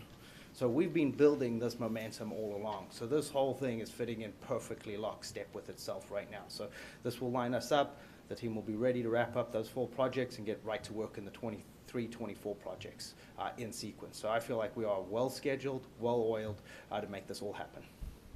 Okay, I appreciate it. Thank you. Ms. Benavides? When I look at your community engagement, what about our special needs community? And on this list, I don't see any changes, or Mary Grimes isn't listed here. Is that for their special needs changes to accommodate the children? That's the 2018 bond. Oh, okay. So we're talking about the new one. 23, and there could be, depending on what the community decides, there could be some renos or new for the 23. Okay, great. Thank you. Yes, ma'am. Mm-hmm. Yeah, and I'll give a personal story of a district we worked with last year. There was one particular parent of a student with special needs on the committee, and she had kind of sat quiet. We started talking about playgrounds, and then at some point playgrounds were kind of the accessibility factor of playgrounds, and it was kind of falling to the bottom of the list. It wasn't getting ranked very high, and she finally spoke up, and I'll try not to get emotional talking about it, but about the challenges that her child just has to sit and watch people play. And yes, maybe there was enough area where he could roll near the equipment, but there was no equipment for him. He couldn't get close to the equipment to touch any equipment. And it was heartbreaking and moving. And her testimony, really kind of changed this committee's feelings about it and their understanding of what was needed. So definitely all of those voices are important. And whether it's, that particular employee who's on the committee, or we make sure that we have parents, we definitely want representation from all of the groups. And so something I've shared, with Malcolm and others is we actually have a spreadsheet to try to look and make sure we have all different groups represented. And that's why maybe not everybody who gets nominated. I was kind of giving the volleyball track parent, we don't want a whole bunch of me. We want that variety. And so that we are, bringing different perspectives. That's very important. Ms. Hatfield? I just had a question, Malcolm, this may be for you. In the current bond, one of our goals is to bring facilities up to a certain grade or number. I don't remember what that scale is. FCI, Facility Condition Index. Yes. 85. Is that included in this process to continue that FCI trajectory? Yes. And what we also did was we worked with LPA to do an FCI pedagogy alignment. because some campuses are going to take a lot of effort to get to that mark, and I'm not sure that we'll ever have a facility that really supports learning and how students should be learning. So we can go and redo the carpet and redo the tile and get those conditions up, but are we supporting the learning process? Are we moving the mark? And that's where we've had to restructure some of the bonds, and some folks have asked, where did we get the sequence in the 2018 bond? It was for that reason, so that we could put those dollars where they counted and we could move that mark, and then look at that opportunity to come back and say, look, we need more in this package. And to talk to the playgrounds, they were lightly touched. We need to do more. And that urgency is that timing that we need to move, so that we can deliver that and move that mark for those campuses. Thank you. Any other comments, questions from the board? Well, Mr. Mulrooney, Mr. Kessler, Ms. Weaver, Mr. Fairmiran, thank you very much for your time tonight and the information. It's very, very interesting and thought-provoking, and you've given us a lot to think about, so we appreciate your time. Thank you. We will. Yes. It's nice to have a crowd that claps. We'll only go to 4C. This is item 4C, and it's a report on Senate Bill 179 and our counseling program. So this is Ms. Gillen, our Chief of SEL and Post-Secondary Readiness.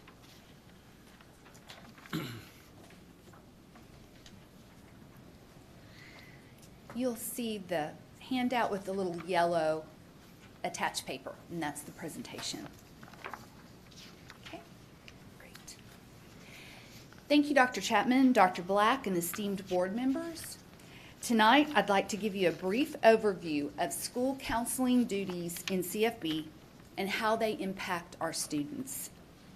First, I'd like to recognize and personally thank our amazing counselors for their guidance, grace, and persistence during a very difficult 2 years. They are champions, and we are so grateful for them. Take a minute. When you think of a school counselor, whether it was your counselor or your child's counselor, what comes to mind? Were they the gatekeepers for college? The mender of broken hearts? The trusted confidant? Or the test coordinator? Let's take a pulse on what's happening. Our counselors are faced with the ever-increasing needs of children, the expectations of today's society, and the growing demands on our educational system. Societal factors cause some of our children to attend school ill-equipped emotionally, physically, and socially, and schools must respond by providing support for all students to learn effectively. 6 years ago, we began the process of a comprehensive developmental guidance program in the district. Long before legislation was passed, we were on the trajectory to focus on counselor responsibilities and a shifting mindset on what is best for our students. Now, fast forward to 2022. Our principals are doing a great job of leading this change on their campuses. Counselors fill out a weekly use of time log, which helps us to evaluate our programming at the end of the year. We know that change can be hard, but change is necessary to move things forward for student achievement. Today, we have 65 school counselors, 4 district-level crisis counselors, an employee counselor, and a licensed chemical dependency counselor to meet these demands. They are the social and emotional heartbeat of the district.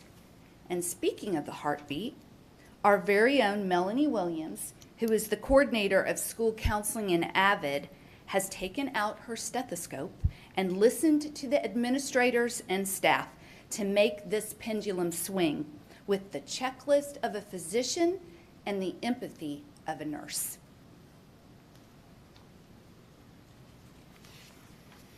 So, what constitutes an effective counselor? An empathetic listener, knowledge of child and adolescent development, friendly, personable, a connector, calming influence on the campus, a model for resilience, a long-term planner. How do they have time to effectively accomplish all of this? It's balance. We want them to have more time to give guidance lessons in the classrooms, provide more group and brief counseling opportunities to students, and have fewer administrative and clerical tasks. Before we talk about the 80-20 rule within Senate Bill 179, let's take a look at what it takes to be a school counselor.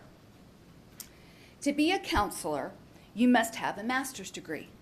Many of the counselor ed programs at the graduate level provide coursework and opportunities to also pursue an LPC credential. Consequently, many of our school counselors are qualified to work in private practice as therapists in addition to being a school counselor. Our counselors are highly qualified professionals. They are specially trained employees and possess the skills to provide the interventions our students need. We must make sure that our counselors have the time necessary to put that work to practice. So, let's talk about the 80-20 rule in Senate Bill 179. It mandates that school boards adopt policy to require that at least 80% of counselor work time is spent on counselor responsibilities.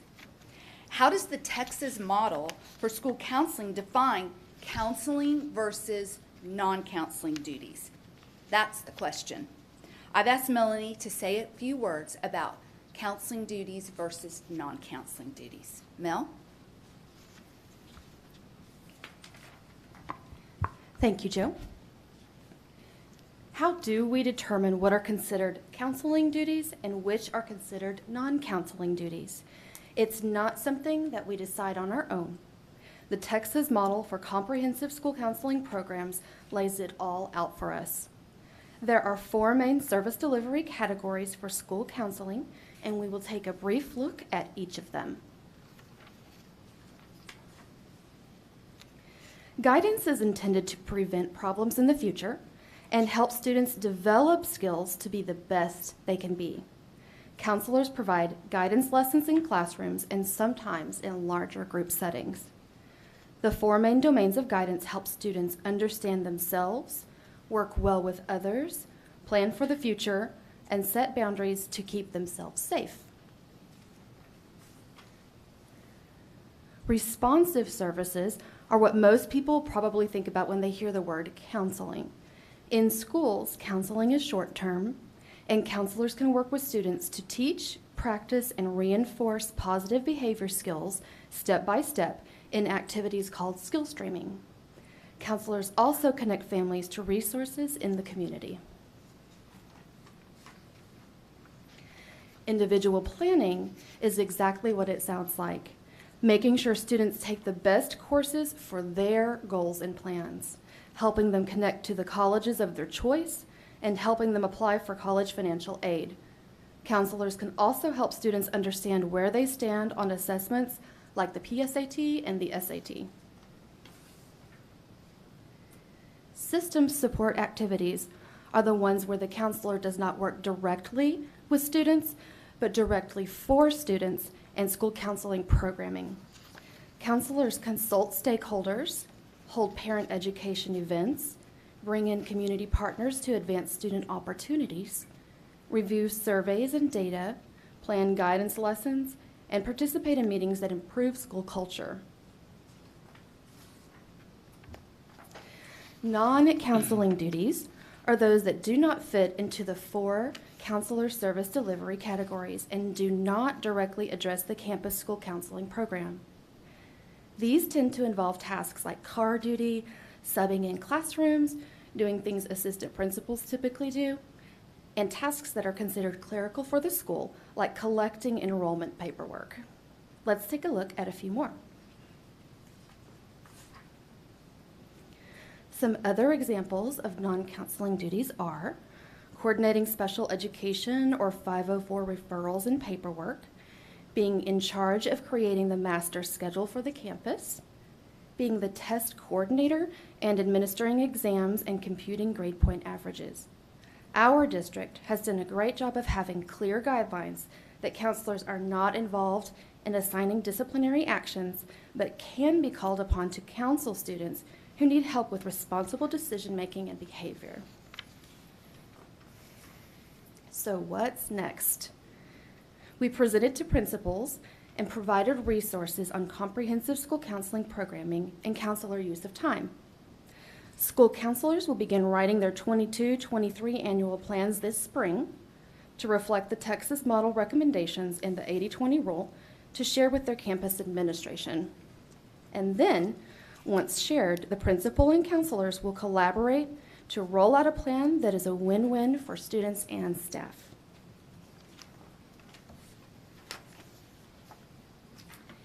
In CFB, it's always about the students, and students will benefit from 80-20.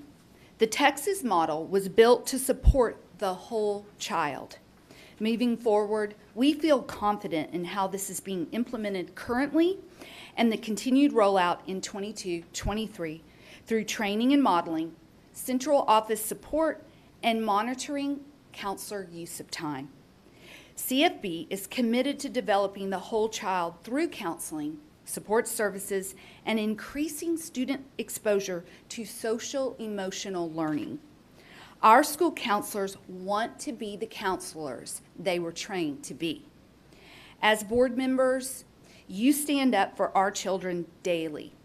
And so we thought it would be fun to gift each of you your very own counseling polo shirt. They are ready and waiting for you with our Lynn Torres. In closing, the leader of the helm, Dr. Chapman, continues to advocate and support whole child development. Many surrounding districts consult us and meet with us on our Counseling Connection Center at night, our graduation teams, and our SEL initiatives. Thank you, Dr. Chapman, for walking the walk, talking the talk, and thank you, school board members, for your advocacy. Thank you. Thank you, Ms. Gillen. Board members, do you have questions? Ms. Derrick. Yes, Ms. Derrick. Sorry, delayed microphone button tonight. Ms. Gillen, thank you. Thank you, Ms. Williams, for the presentation.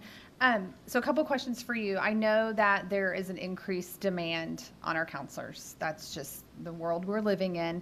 And I worry that knowing that that demand is going to continue to increase, what are we doing to think about this 80-20? And if the demands continue to increase in these buckets like individual planning, system support, like I just imagine their day-to-day need from the students in the building are increasing, and then that's making it harder for them to balance that 80-20. Do we have systems in place to provide extra support if needed? Are we thinking about other ways that we can provide additional support to our counselors when maybe one campus has a really high like SEL need and that poor counselor can't manage the 80-20? How are we keeping true to that 80-20? That's a great question. So at the district level, we have crisis counselors that can go to any campus and help support. So, for example, if at a campus that we're seeing a lot of suicide ideation, we're seeing a lot of anxiety and depression, then we can send counselors over to assist our school counselors. That would be one example. Another example is with all the demands on college planning and post-secondary readiness and making sure students are aware and completing those projects, we have our deans that can support. So there's always support, and we are attentive and listening to our counselors' needs. Another example is our employee assistance counselor, Tina Smith, and she also works at our CCC at night to address issues with our employees, and sometimes counselors need counseling. And so we do have that available for our counselors. A question about the staffing model. So you said we have 65 school counselors. Or how are those being divvied up? Is it based on student population at a campus, or how do we get to the number 65? So we follow the Texas model, and TASB's recommendation for 350 to 1. So 350 students to 1 counselor. So when we exceed 700, then we are looking at a new counselor. And we're working closely with HR, with Dr. Davis and his team, so that if that is an issue, we're looking at that right away to fill that counselor position. Okay, very good. So some schools are going to obviously have more than one then? Yes. Because 350 is not a very big number for some of our not, campuses. It's not, no. Okay. At Stark's an example, we added a counselor there this year. Okay. And then one other question about just the staffing and then compensation. What about our counselors that are bilingual? Are they included, and this may be off the top of your head question if you know the answer to that, are they being reimbursed for speaking Spanish, for being bilingual? I'm going to defer to Dr. Chapman. Or Mr. Mersch. Okay, Mr. Mersch. Okay. So he can address that. No, we are not at this, can you hear me? There we go. No, we're not at this time, but that's something that is being evaluated. Because I definitely feel like that could be a high need as well when we're addressing the students we serve. So, okay, thank you. Mr. Bacek. Thank you. Counselors provide lots of guidance and help and support for our students. So, this is new 80-20 rule.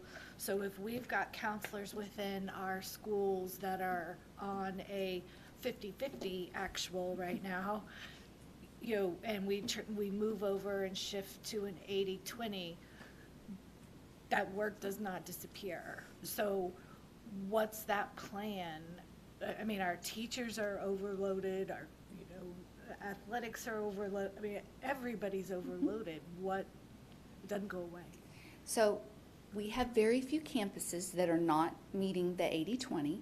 And so that 20% does allow for some of that shifting and ebb and flow of responsibilities. But those campuses that still need a little bit of tweaking, we're working with them from the district level to kind of help with ideas and ways to manage that. But we're in a pretty good place right now. Okay. Does that answer? Let me go to Ms. Benavides, and Mr. Shackman, you'll be next. Thinking about the bilingual counselors, what about all the other languages that we serve and of the higher percentage ethnic groups? Translators, I mean, how do we handle that? Well, we do have our Georgina Tezer, and she is in charge of all of our translators, so we can always accommodate with that. And so, again, last month with the Venezuelan children and all of their needs, so we are looking at a plan for that right now. But we have so many languages in the district and so many needs, and we are working to address those. Thank you. And again, thank you for all you all do. But try to help me understand 80-20 just a skosh here. Is that the year? Is that the week? Because 80-20, there may be a week, especially when we had the craziness and with COVID and we had so few subs. Right. But is there a way that, well, maybe 1 week, we know we want it to be 80-20, but is there if it's okay, 1 week it's 50-50, but the month ends up being 80-20? No, that's such a great question. We anticipated that. So we're still looking at that. We're studying what other districts are doing. Some districts do it by the week. Others do it by the year. But remember the intent of 80-20, and it's really so that counselors can counsel. Our counselors, our principals, the staff at the campuses, we're going to all work together. So, and we would not take kindly to someone saying, that is not in my job description and I'm not doing it. So I don't think we're going to have any counselors doing that. I think they're going to want to work as a team. But the intent of 80-20 is so that counselors can counsel, and they're not used for disciplinary reasons or creating the master schedule, some things that have happened in the past. Yes.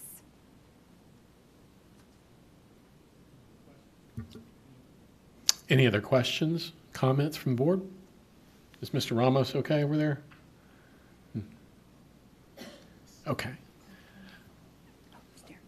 I'm sorry. I'm just going to speak real quick about the topic of the 80-20 and the background behind this presentation tonight. When the board attended the Region 10 North Texas Area Association of School Board meetings a month or two ago, there was a discussion among board members in the North Texas region about priorities, and this was something that came up. It bubbled up from school districts from all over about, is 80-20 being done with fidelity? And if not, how is that being addressed? And that, as a board, that's what made us ask the question.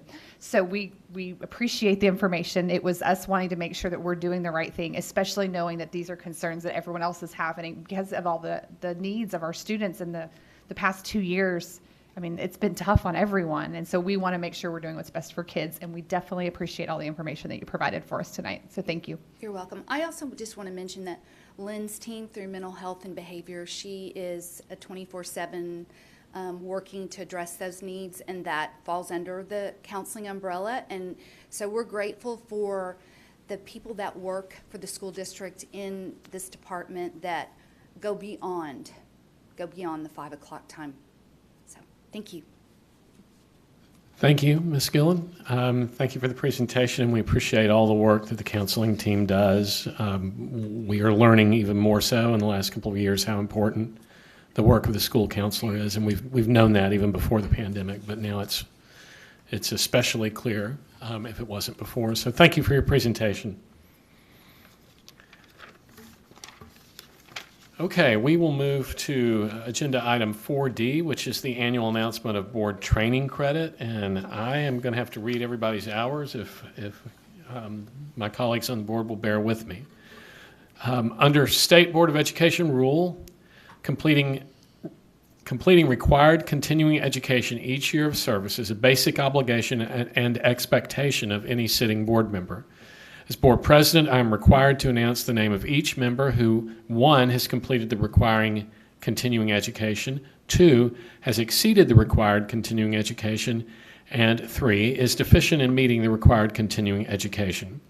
The requirements for training are measured as of the first anniversary of the date of the trustee's election or appointment, or 2-year anniversary of his or her previous training as applicable. There are 7 training areas for a board member continuing education. 1, local district orientation. 2, orientation to the Texas Education Code. 3, post-legislative update to the Texas Education Code. 4, team building. 5, additional continuing education. 6, evaluating student academic performance and setting goals. 7, identifying and reporting abuse, trafficking, and other maltreatment of children. To the extent applicable to each board member, I will announce the completion or deficiency as to required training. At the conclusion of this announcement, I will announce any board member's training in excess of the continuing education requirements. Local district orientation. The following first-year board members have completed the local district orientation training: Cassandra Hatfield and Carolyn Benavides. Orientation to the Texas Education Code. The following first-year board members have completed the orientation to the Texas Education Code: Cassandra Hatfield and Carolyn Benavides. Post-legislative update to the Texas Education Code. The following board members have completed post-legislative update to the Texas Education Code training for the time period covered by this announcement: Sally Derrick, Tara Urbachek, Cassandra Hatfield, Randy Shackman, Les Black, and Guillermo Ramos. Team building. The following board members have completed the annual team building training: Sally Derrick, Tara Urbachek, Cassandra Hatfield, Guillermo Ramos, Randy Shackman, and Les Black. The following board members were not board members at the time of the annual team building training and therefore did not attend the training for the year: Carolyn Benavides. Additional continuing education. The following board members have completed the additional continuing education requirements: Sally Derrick, Tara Urbachek, Cassandra Hatfield, Randy Shackman, Les Black, and Carolyn Benavides. The following board members have scheduled training to timely complete the additional continuing education requirements: Guillermo Ramos. Evaluating student academic performance and setting goals. The following board members have completed the biennial training on evaluating student academic performance and setting goals: Sally Derrick, Tara Urbachek, Cassandra Hatfield, Guillermo Ramos, Randy Shackman, and Les Black. identifying and reporting abuse, trafficking, and other maltreatment of children. The following board members have completed the biennial training on identifying and reporting abuse and trafficking: Sally Derrick, Tara Herbachik, Cassandra Hatfield, Guillermo Ramos, Randy Shackman, and Les Black. And finally, exceeding required continuing education. Board member Sally Derrick exceeded the required amount of continuing education training by 25.5 additional hours. Board member Tara Herbachik exceeded the required amount of continuing education training by 18.75 additional hours. Board member Cassandra Hatfield exceeded the required amount of continuing education training by 22 additional hours. Board member Randy Shackman exceeded the required amount of continuing training by 18.5 additional hours. Board member Les Black exceeded the required amount of continuing education training by 18.25 hours. Board member Carolyn Benavides exceeded the required amount of continuing education training by 1/4 additional hours. This report will be added to the minutes of this meeting. Board members, are there any questions regarding this?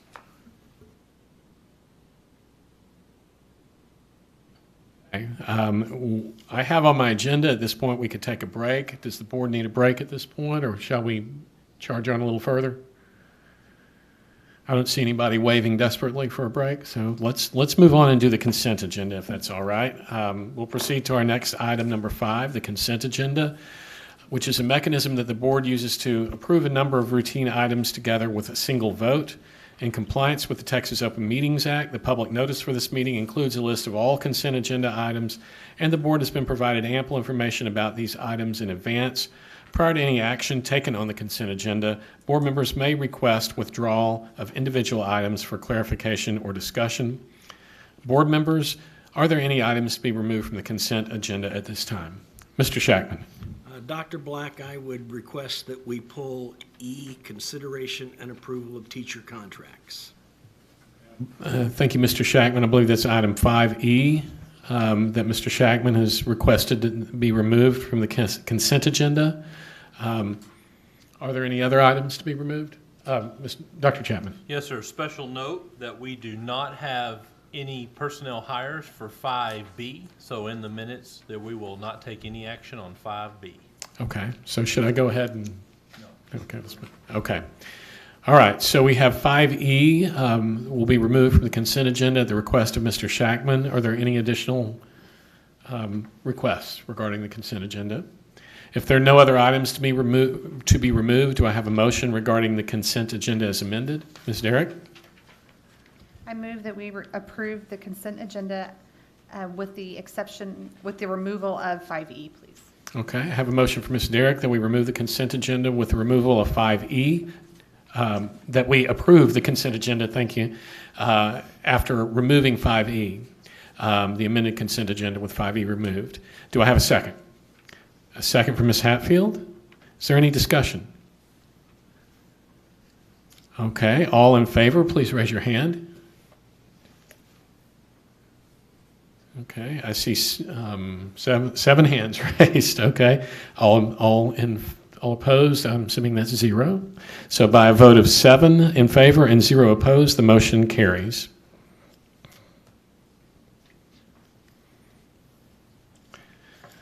Okay, we will now move to agenda item 6, which is items for discussion and/or action. And our first item our first agenda item will be items removed from consent. This is 6A. We have an item removed from consent. The title of that item is 5E. Mr. Shackman, you asked for that to be removed. Would you like to comment on that? Yes. All in favor of the teacher contracts, I will recuse myself and request that we approve all except Creekview High School, then do Creekview High School separately, and I will recuse from that vote.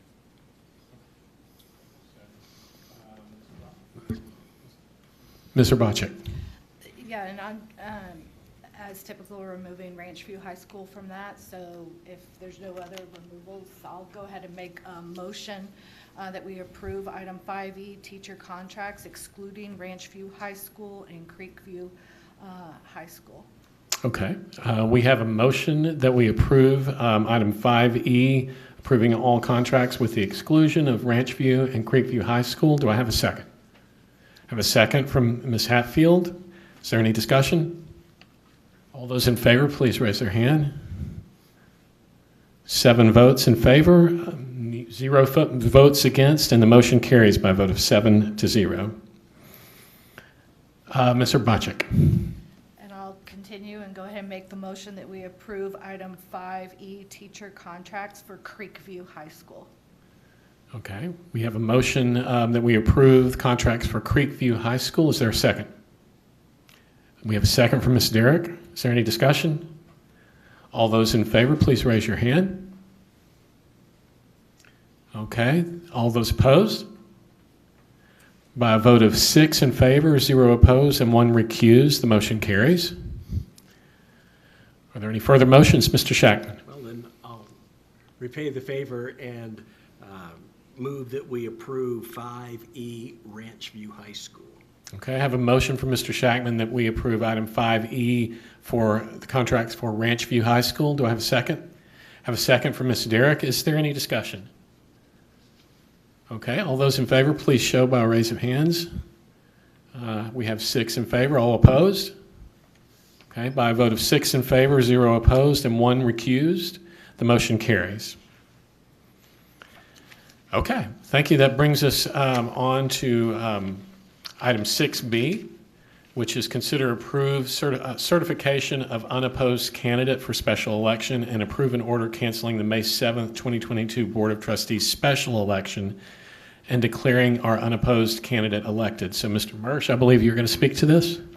Yes, sir. Dr. Chapman, Dr. Black, members of the Board of Trustees, it is recommended the Board of Trustees cancel the special election that is scheduled for May the 7th of 2022 in accordance with Section 2.053A of the Election Code and certify candidate Carolyn Benavides as unopposed and elected. All right. Are there any questions for Mr. Mersch? Do I have a motion regarding this item? Ms. Derrick? I move that we approve item 6B as presented. We have a motion from Ms. Derrick that we approve item 6B as presented. Is there a second? We have a second from Ms. Hatfield. Is there any discussion? Okay. All those in favor, please raise your hand. See 7 hands raised. So by a vote of 7 in favor and 0 opposed, the motion carries. All right. That brings us to item 6C, which is consider approve CFB retention incentive option for all full-time permanent staff. So, Mr. Guerra, this is you, sir. Oh, yes, sir. Good evening, Dr. Black, Dr. Chapman, and the rest of the board. As you know, we put in the board memo the retention recruitment incentive for the board to consider. So the final memo that we approved is what's being presented tonight for approval by the board. Yeah, one of the processes that we're wanting to take is to incentivize staff to come back and return to CFB ISD. And, you know, we've done an incentive in prior years.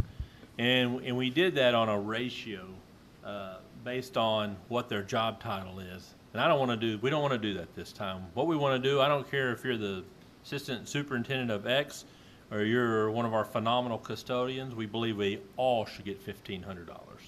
And so that's the recommendation that we're making tonight. We believe that every single employee should be treated equal.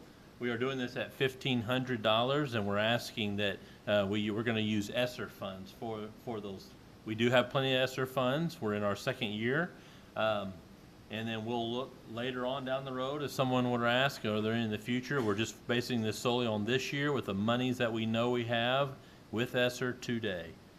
But if the board approves such, that we will be giving this to their paychecks in October or November of next year. Perfect timing as we move into the holidays.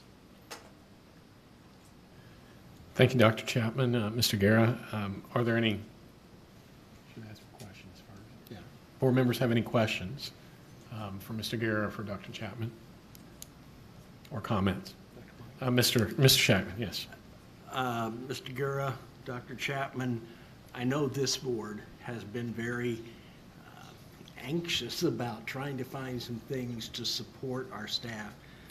They have performed above and beyond so many ways, and I personally feel, and I think I speak for all of us on the board, that this is just a step in that process. And in making a motion for this, I am pleased and our board is excited to say, staff, we care about you and what you have done for our students and for our schools is making a difference. And so, Dr. Black, I would make a motion that we accept this situation, this description, and additional pay for retention as presented. Thank you very much, Mr. Shackman. We have a motion to approve item 6C as presented. Is there a second? I see 2 seconds. Ms. Benavides, I'll give you the second here. Is there any discussion from the board? Okay, all those in favor, please show by raising your hand. I see 7 hands raised, and so by a vote of 7 in favor and 0 opposed, the motion carries. Thank you very much. Let's move to item 6D, which is consider approve updated compensation plan. And again, Mr. Marsh, this is you. Dr. Chapman, Dr. Black, members of the board, thank you for this opportunity. This is another item that falls in the one of your #1 priorities, and that is retention and recruitment. So we're recommending 2 items tonight regarding the compensation plan. The first being a $2,000 stipend based upon a market analysis for all special education teachers. And this is a timely matter because we have the job fair on Saturday, April the 9th, 9 a.m. To 1 p.m. And for those listening, if you're certified or working on certification, go to our website, go to employment, and RSVP, and we'll see you there on Saturday. So that's the issue on this one, is being able to get that before the job fair so that we can share that with all these applicants so that we can hopefully hire a few more excellent CFB team members. The second recommendation is summer school. We have not made any adjustments to the summer school rates for the employees in 7 years. So it's recommended that we go ahead and raise those rates for those employees so that they're competitive. And again, this is to support the strategy of retention and recruiting. Can I make a comment? And on these, this stipend for special ed, this is not a one-time, this is every year. And so this is something that will be ongoing. And so it's not just like the ESSER fund piece. This is local funds with special ed certified staff. Could I add one more comment? Go ahead, Mr. Marsh. And Dr. Chapman has also asked that we contract with TASB to conduct a compensation survey in order to support, once again, the recruitment and retention strategies. So starting in June, TASB will start an evaluation, a review of our compensation plan to evaluate things in which we can improve upon to do better, like I said, so that we can retain our great employees and recruit additional great employees. Okay. Thank you. Before I ask for a motion, do board members have any questions of, yes, Ms. Benavides? Did you mention how much the summer school increase would be? Well, what we're doing is, since it's been 7 years since there's been an increase, what we've done, we're going to tie it into the control point or midpoint for each individual position so that we will not have to come back again to make changes. It will go, whenever you make a change to the salary schedule, it will affect the summer school rates. So it's based upon the control point or the midpoint for each respective position. Thank you. Okay. All right. Any other questions? Ms. Derrick? I just want to make a comment about the special ed incentive, that I am super proud of the work that the board and administration has done over the past year to support special ed. I think this is great work that we've accomplished, and I'm really proud of that work. Okay. I'm going to ask for a motion. Is there a motion on this item? Ms. Derrick? I move that we approve the updated compensation plan as presented. Okay. Have a motion that we approve 6D, the updated compensation plan as presented. Is there a second? Mr. Shackman? We have a second from Mr. Shackman. Is there any further discussion before we vote? All right. All those in favor, please show by raising your hands. Okay. We have a unanimous vote by a vote of 7 in favor and 0 opposed. The motion carries. All right. That brings us to agenda item number 7, which is comments from board members regarding posted agenda items. Board members, do you have any comments you wish to make at this time related to the posted agenda?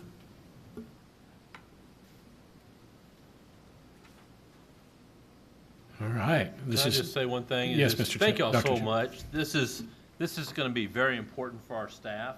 You know, all of our staff, what you just did in this compensation, and it's going to be very, very much appreciated. So thank y'all so much for supporting this. I would also say relative to the last 2 items that we voted on, these have been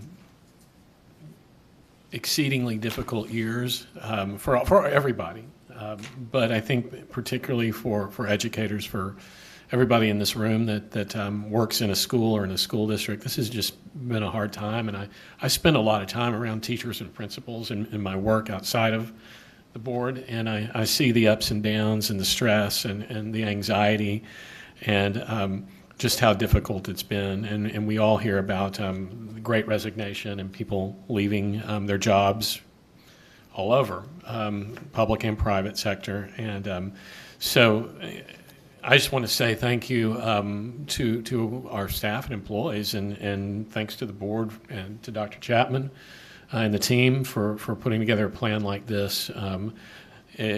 We always wish we could do more, and a lot of times what we do is symbolic, but hopefully this will make a difference for some people. So that's all I have to say. You guys are waiting for me to finish so we can go home. So unless anyone else has something they'd like to add, we'll move to agenda item number 8, which is adjournment. We've reached into our agenda, and we are adjourned at, somebody help me with the time, 9:11. Okay. Good work, everybody. Thanks for using WebEx. Visit our website